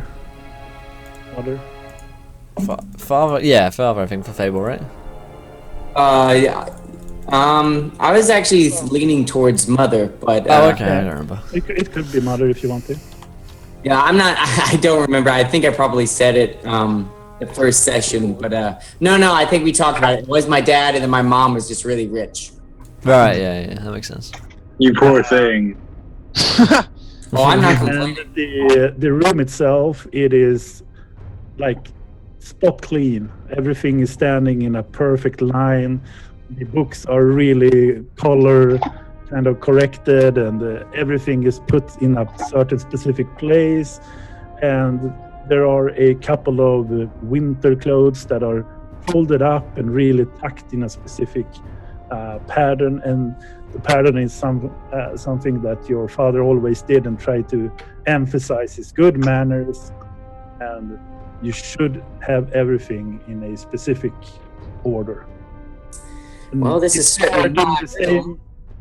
Yeah. It's And Boris, your father was kind of the contrary. yes. He is the one who writes on the walls. He tries to nail the schematics on the wall, on the seal. Not the only thing he tried to nail. They tried to lock him up a few times for all this writing on the walls, made him look a bit insane. Luckily, they haven't got me yet. He's thinking to himself, and then I gotta go check out the RM room. Yeah. And Elia, your room is more a place where there are like trophies. There are old daggers, there are old like battle axes from strange tribes, and you find also like a wear-torn piece of armor. And there are the feel for a person who just left these memorabilia, kind of, oh, this was a cool fight, I need to save it. I put it in the corner, and after a while, just made a pile of things rather.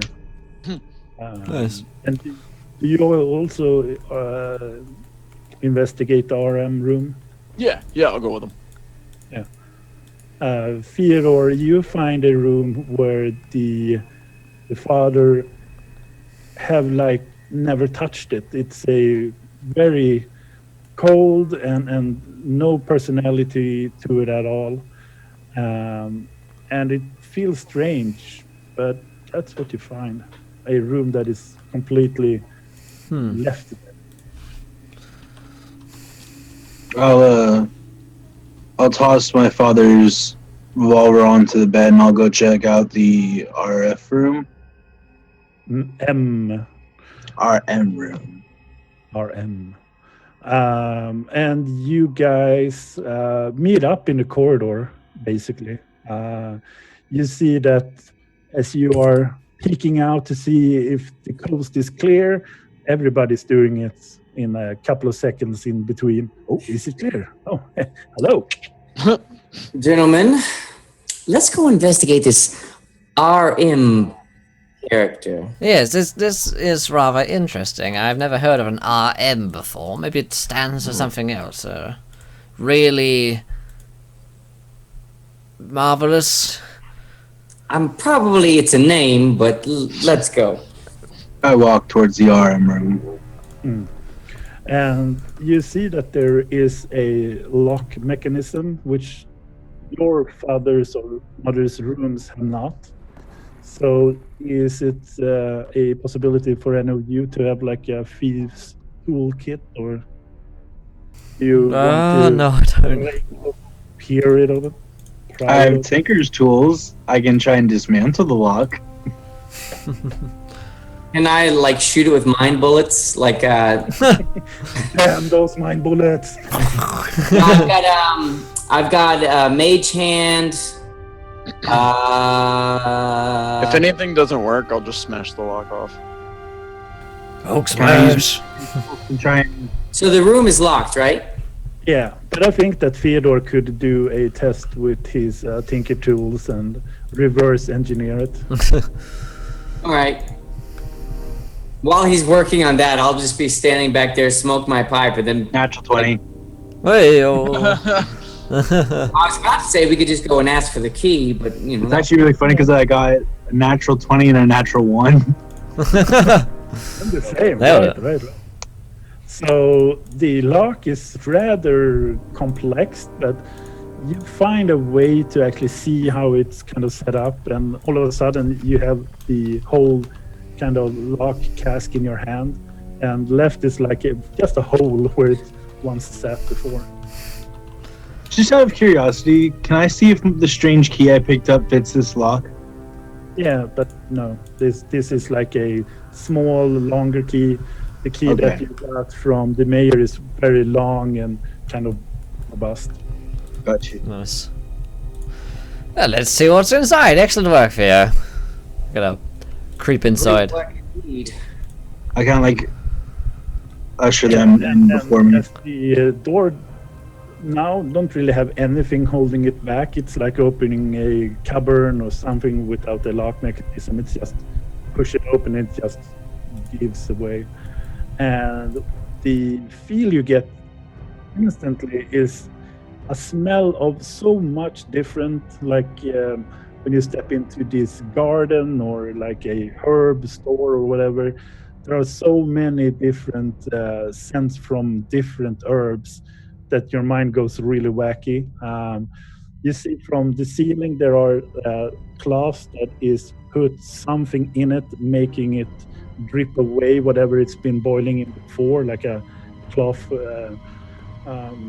let's say a looks like water balloon picked up. And there are a couple of them here and there all over, and you can Smells pretty see, dank in here.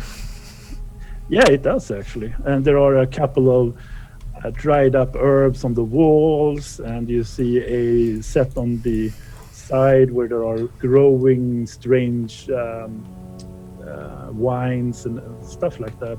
It feels like there is someone who has tried to procure certain things and a lot of herbs and stuff like that.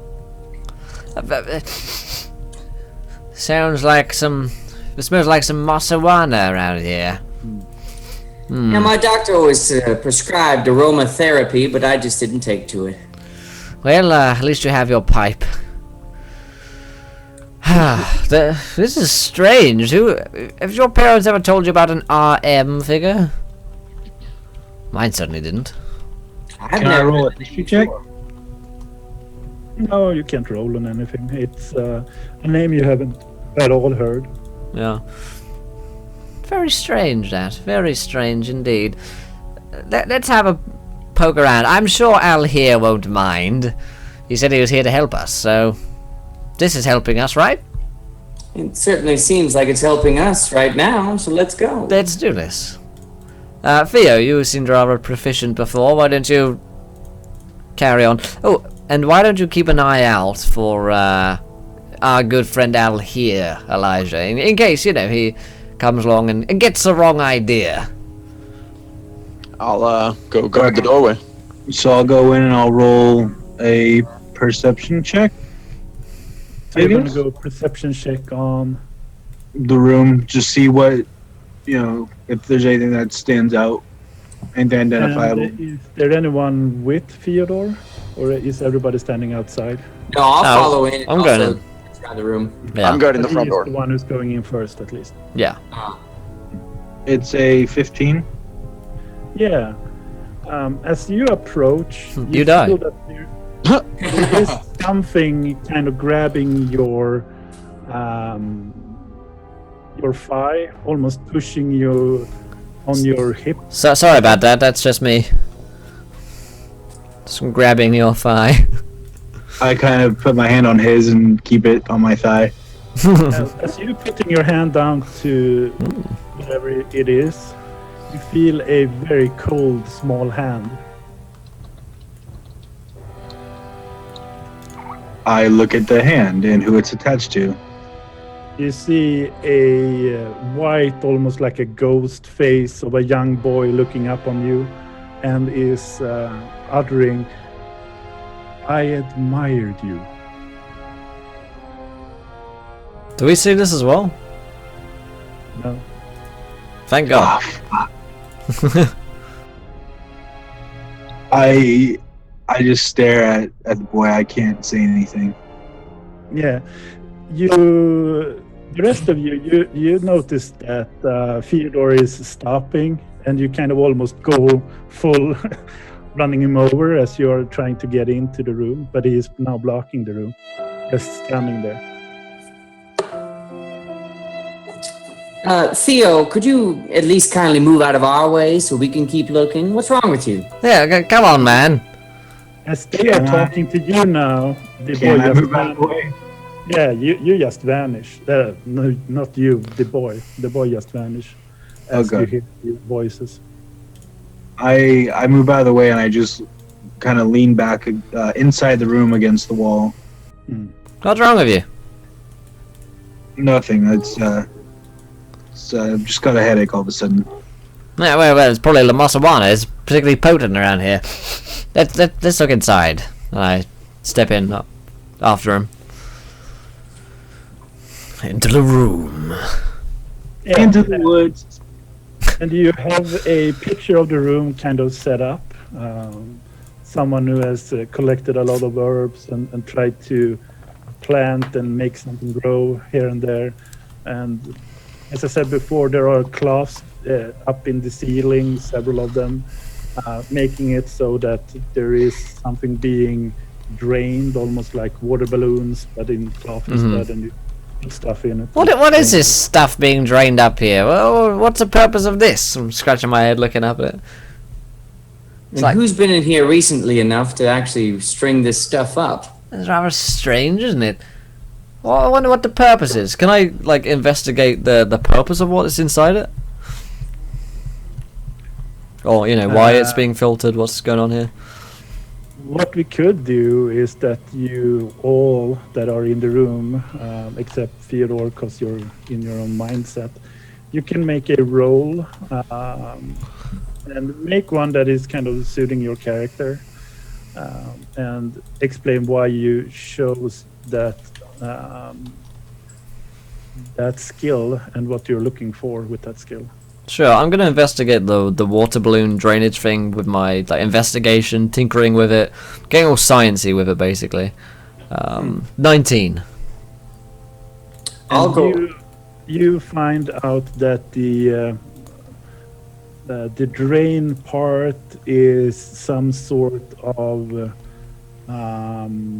herbs that the medics use. You're not really sure exactly the potent part of it, but there are some smells, some elements to it that is towards like a healing aspect of it. And Fable, I was gonna roll an Arcana just to see if anything was used for like spell components, or like they had something to do with that. A gentleman's 12. that is good, but and you feel nothing specific while you scan the room.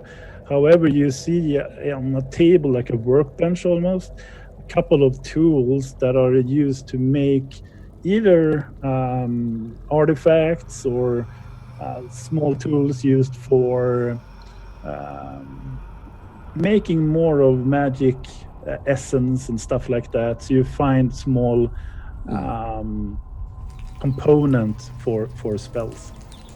I will call Fable over to the work table and show him what I've seen. Oh, that Kind was of still shaking and like I'm a little bit pale, but I kind of pull it together just to like, this looks like something it could be useful to you. Quite possibly. I'm sorry, I didn't catch what you found. What's on the table? Pretty much like tinkerer's tools for Arcana, Oh, okay. if I'm not mistaken. Yeah. Well, these look like they're used to make some type of spell components or some. I'm not entirely sure what they're used for, but they're definitely arcane in nature. These balloons things are used for healing of some kind. I'm not quite sure which part of them is the most potent, but certainly healing in nature and magic over there. And does this room look recently lived in? You would say yes. I mean, there are a couple of drain procedures that are still in effect. The components are still in a manner that it's not covered in dust or stuff like that. It kind of seems strange that someone would still be in this room, and yet our parents are, well, God rest their souls. At least my parents' souls. Indeed, it was locked as well. It suggested whoever's here doesn't want us to be in here, and the only person around the house who seems magical would be Al here, but his initials aren't RM, are they? Unless, of course, he told us a different name, or if there's someone else in the house. Or maybe there's a silent R and a silent M in his name, and you didn't realize it. You don't know how it's spelled. He did not spell his name for us. I say we exit the way we came after this little investigation and get a good night's rest. We'll deal with all this tomorrow. How's that sound, gentlemen? Excellent. Perhaps we should use caution and take watches tonight.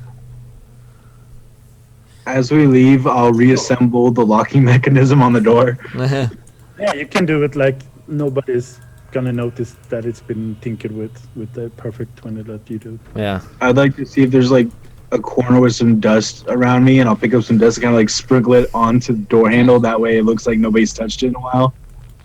Nice. Yeah, as you have done the perfect 20 as a starter, you can make it so that there is no single scratch on it.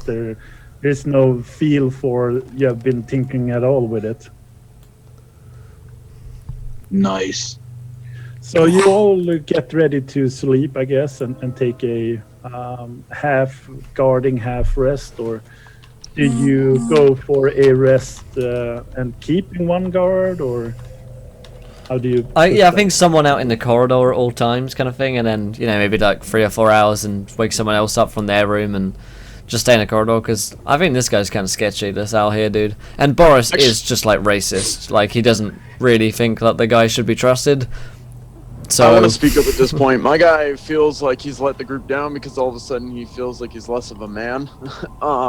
Randomly, not sure exactly what happened, but something's come over him and he feels like he's less of a man now. So he wants to make it up to the group, and he's just gonna stand watch the entire night. It's kind of like a sentinel, just shield in front of the door, kind of thing, in front of in the hallway there. nice. And do you accept the offer, the rest of you? No. Oh, good night's rest. It sounds wonderful to me. Yeah, it's a gentlemen. generous offer, and can we close the door? Oh, I forgot. Theodore, what do you do then if you don't accept his offer? I'll go ahead and get a little bit of sleep, but then at some point through the night, I will relieve Elijah of the watch. Okay, so Elijah, you need to roll a disadvantage on a Constitution check. Oh, great! Yeah, my constitution went down. For those worrying in chat that the dong was dead, don't worry, he's still here. Don't worry, guys. I got a real life donger instead. He's all good. 16. Yeah, surprisingly, you stay up, even though you've been drained, so to speak. And you So to speak. meet up with Theodore, saying that he wants to relieve you of your duty. I want to stay positioned as a sentinel, just shield blocking the hallway so you can't get down the hallway, just staying posted as like a statue almost. How do you proceed then, Theodore? Do you let him stand there and you be with him, or do you take a I cast sleep on him, hitting him with my rifle. No, I will give him a full bottle of ale. Yeah, get drunk on post. That'll help Like, keep him awake. Pass out. I have a problem with alcohol, so obviously I'm gonna drink it. I will drink him under the table. Fuck. This could go terribly wrong. Yeah, no. So I drink whatever I have. Yeah, after a couple of shugs and whatnot, Elijah slowly fades away and starts sleeping, trying to stand sleep, but kind of slants down and being more sitting position, trying to hold up his Just and blocking hand. out. What's funny is that he can't be knocked prone with that shield now, so he's standing up asleep. It's like a horse. Nothing. Once he falls asleep, I'll kind of drag him by his heels to his room, and I'm not gonna undress him or take him out of his armor or whatever, but I'll just toss him onto the bed and loosely throw a blanket on top of him. Are you able to drag me? I'm a fat dude. Or not I fat. mean, I'm probably stronger than you are now. Yeah, he lost My the con, strength didn't go down. Okay. but you're I have a asleep. strength of 12. It's just like your con, so it's just your weight. Yeah. After a while, That's true. some of you get some good sleep in, some of you not so much, and some of you wake up with a really bad hangover. I don't. However, the smell of a good breakfast hits you with good smile on your faces. You realize that the Al-Hakir or Halir, he has set up some sort of breakfast in the hall of where you sat once before. Ah, Al here. Oh, good morning to you, sir. How did you sleep? I always sleep good. Yes. Oh, that makes one of us. Oh, We I slept very well last night, but yeah. Oh, excellent. See, that was first one in a long time. Tell us, there's a door down here in the hallway called RM, and I start kind of like eating some food. Who's RM? We were stumped last night as to who that was. I'm surprised he haven't reached out to you before. And doesn't really answer the question. And who is this RM? We can't think of his name.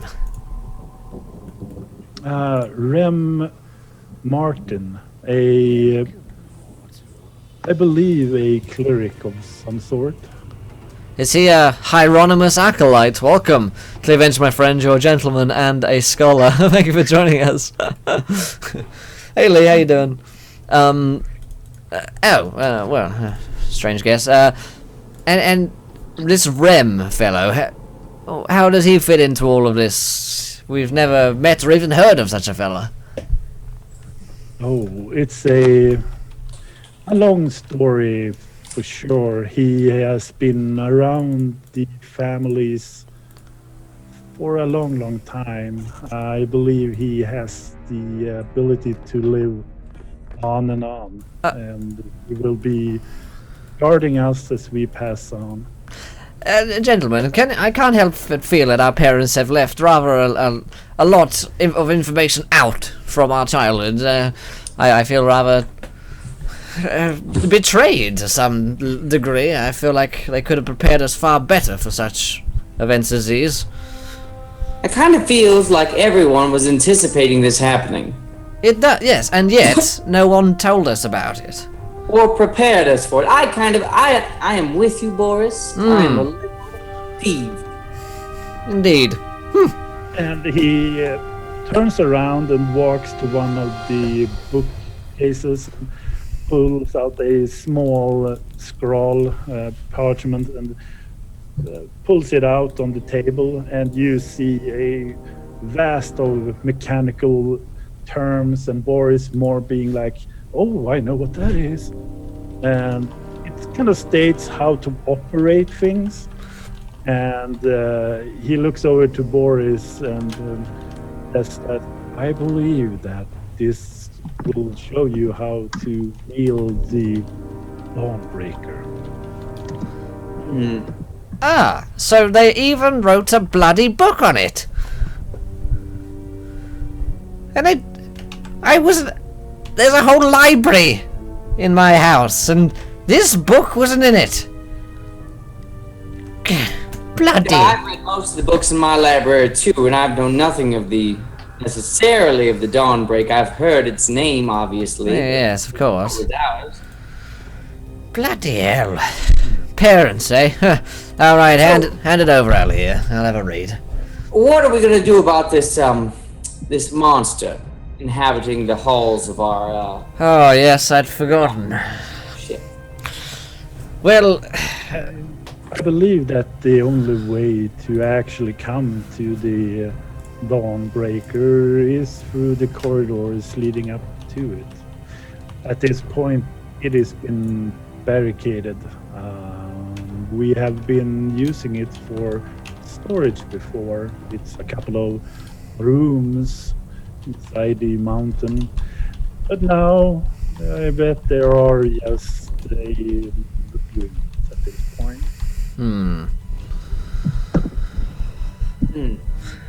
So, There must be another way inside beside the one that you barricaded, correct?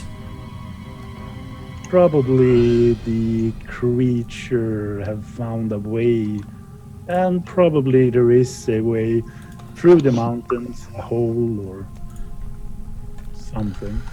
We have now fortified the entrance into our main house, at least. well, Elijah and Theo are our main fighters. What do you suggest, gentlemen? Fable and I are merely the brains behind the operation. You're the warriors. How would we best go about defeating such a creature? I've been spending breakfast not eating. My feet are up on the table. I'm just leaning back, staring at my father's gun. So I have no idea what's going on. What are we talking about? I was rummaging through cabinets trying to find more booze, something to nurse a hangover, just like pulling out random foods. And I want to turn around at the mention of my name and be like, well, best way to kill something? Behead it? I don't see why we can't behead this. Yeah, we have to find a way into the lair to behead it. I'm on board with your plan. But we need to find a way to get to the creature first. Are there any maps of the surrounding areas? Perhaps scouting maps or something that someone's done? Any enemy can be tracked.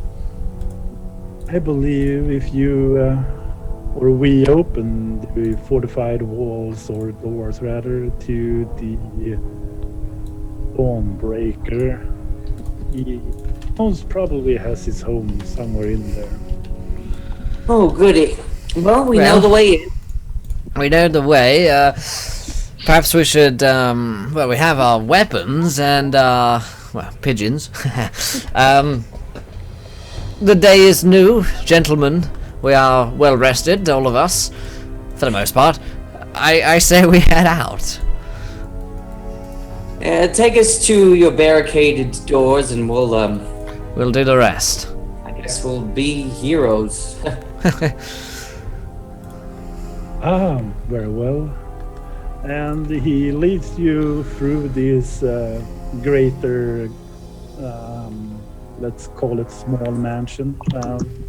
Walking deeper into it, leading the ways to what seems to be less built, more like tunneling through the mountains. There's like a long corridor, and it's getting quickly very, very chill, and Alhir, he stops after a while, and from a little bit of like a cavern or other place pull out a torch and light up the torch and start walking. And after a little bit of walking, you come to this really greater wooden door, and this is more meant for being holding something back or in or whatever it's constructed for, more for some serious banking, if that is the intent. Okay. There have been like some big 2x4s just put in, just hammered down, and whatever they got, they just hammered it down with. So it will take some time to put that away or reach it, basically. Okay. I guess we can start working on that if it's going to take some time. Theo, Elijah, why don't you? I present them with manual labor to perform. Lead the way, as it were. I'll take the things I can take off with my mind. Move a lot of the superfluous rubble on top and all that stuff. But the heavy lifting is going to have to go to our fine gentleman with the fine muscles. So, Elia, you can go for a strength check. All right, let's do it. I still have that. Oh. I'm not muted, right? No, you're good. No, we can hear you. Okay, good. I was like, man, I'm going to be that guy. How about a 20? Really good. So that means that as an end to this kind of chapter, I guess, we can move ourselves over to The new map, and I think I get a D10k from Ishman. Fuck yeah! So I'm gonna roll my D10,000. Lose your stats! Lose your stats! There's 1 in 10,000. 5644. Let me see here. 5644. Target exudes an offensive stench but refuses to believe it. I know, I just don't believe it. It's all the grease. Of course, you did shower last night, did you We'll not? be heroes! Yeah, well, yes, I did. Most thoroughly, as you can no doubt smell it. So. And Boris has this stench of like foul meat, and it kind of It's the pigeon. It looks like a rotten meat. So it smells pigeony. As we're heading out on our next adventure, I just want to shove him away from me, just like completely just body check him away. As this just aroma just erupts from body. Just nope. Hey, yes, go forwards, dear chap. Go on. F that. I will take some black powder that I had extra, and I'll just kind of like put it into my mustache, so I'm just smelling black powder instead. No. And I will try to make it so that we can actually get some view. You see that there is like a long corridor leading down, and at the furthest way down in the corridor, I will make it so that we can actually take our characters. This is because this will be the ending part where we actually set everything up and show on the nameplates. Theodore should be able to move his character, and we set up so that Boris, you can do the same now. Yes, I can. And I need a stench cloud around me. let's see if we can get Fable going on here. That is Fable. Heyo, look at that. Wee. And this should make so that Elia can move his. Let's set up Zane even though he's not really here. Castle. So the last thing we're setting up is actually further down the corridor. You hear this roaring sound as a What the? beast Oh, puppy. Jesus Christ. glimmers at you. Shit! And it is about double the size of Elia in height. That's big. So Elia comes to about here. Almost the size of my donger. So that this is Elia's height about. And it is really eyeing you down as you are its next prey. Oh shit.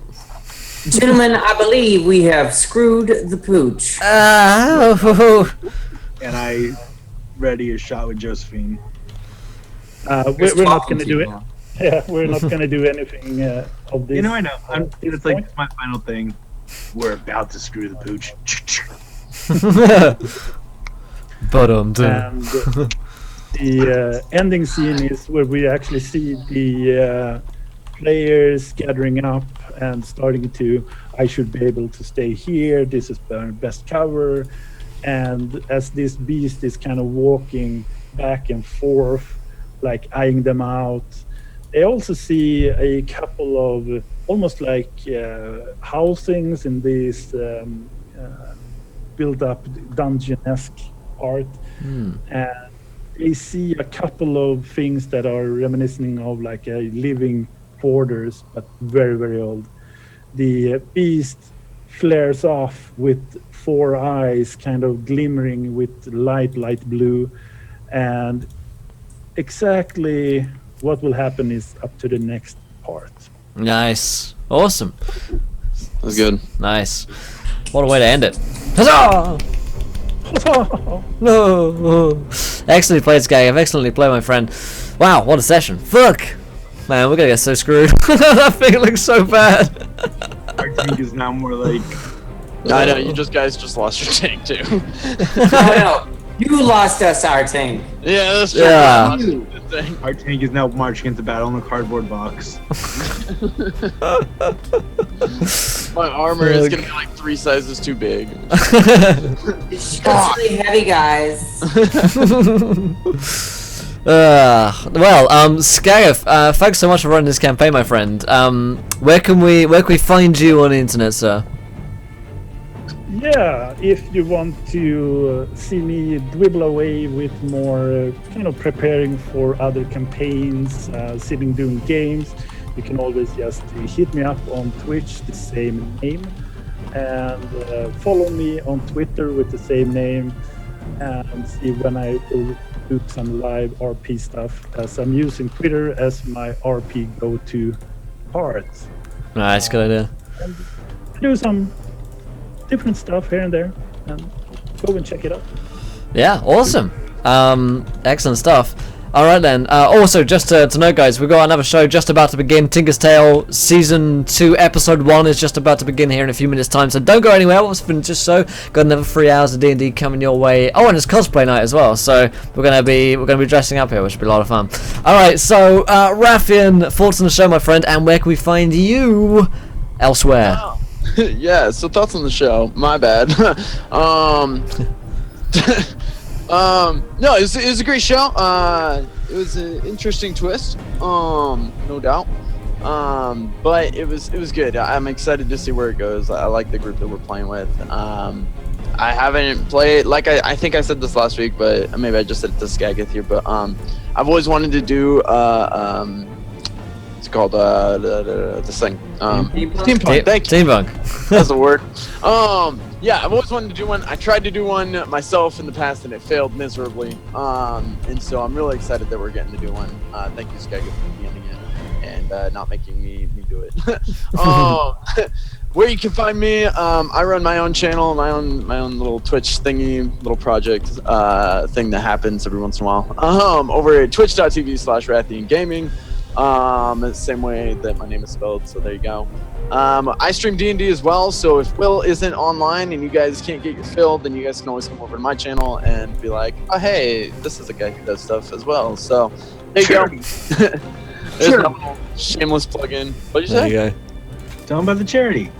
Oh, the charity. Well, yeah, we just finished the charity. We actually just finished raising money to support breast cancer awareness, and I'm pretty sure we raised about $700 for it. So that was fucking awesome. Good stuff. Couldn't even believe it. Like, I mean, I just started Twitch like a month and a half ago, maybe, and it blew my mind the way that you guys raised money for that. So we're starting up a new charity. If you want, you can find out more information about that here later. But I'm gonna let the other guys talk. So Awesome. Ishman. Yeah, you can find me on Twitter at Ishman223. I'm usually here on Tuesdays, obviously playing this game, but also you can check me out pretty much all the rest of the time on Rathian's channel because I'm the only mod who does work. I'm the only person on the channel who does work. Wrath just kind of sits there and looks at my brain. But so yeah, check me out on Twitter. I do stream on here every once in a while. So if you want to give me a follow, and if you see I'm online, just come hang out with me. We'll chat, we'll listen to music, we'll play probably on the trading card game online because we're lame. Or just come hang out with me in Rathian's channel and we'll make fun of him. Alright, sounds good. Kev, finally. Finally. You can find me on any social media outlet, Twitter and Instagram. I'm mostly on as @KevBotRL, same as I am in there. So let me write that down. I will also do a shameless plug.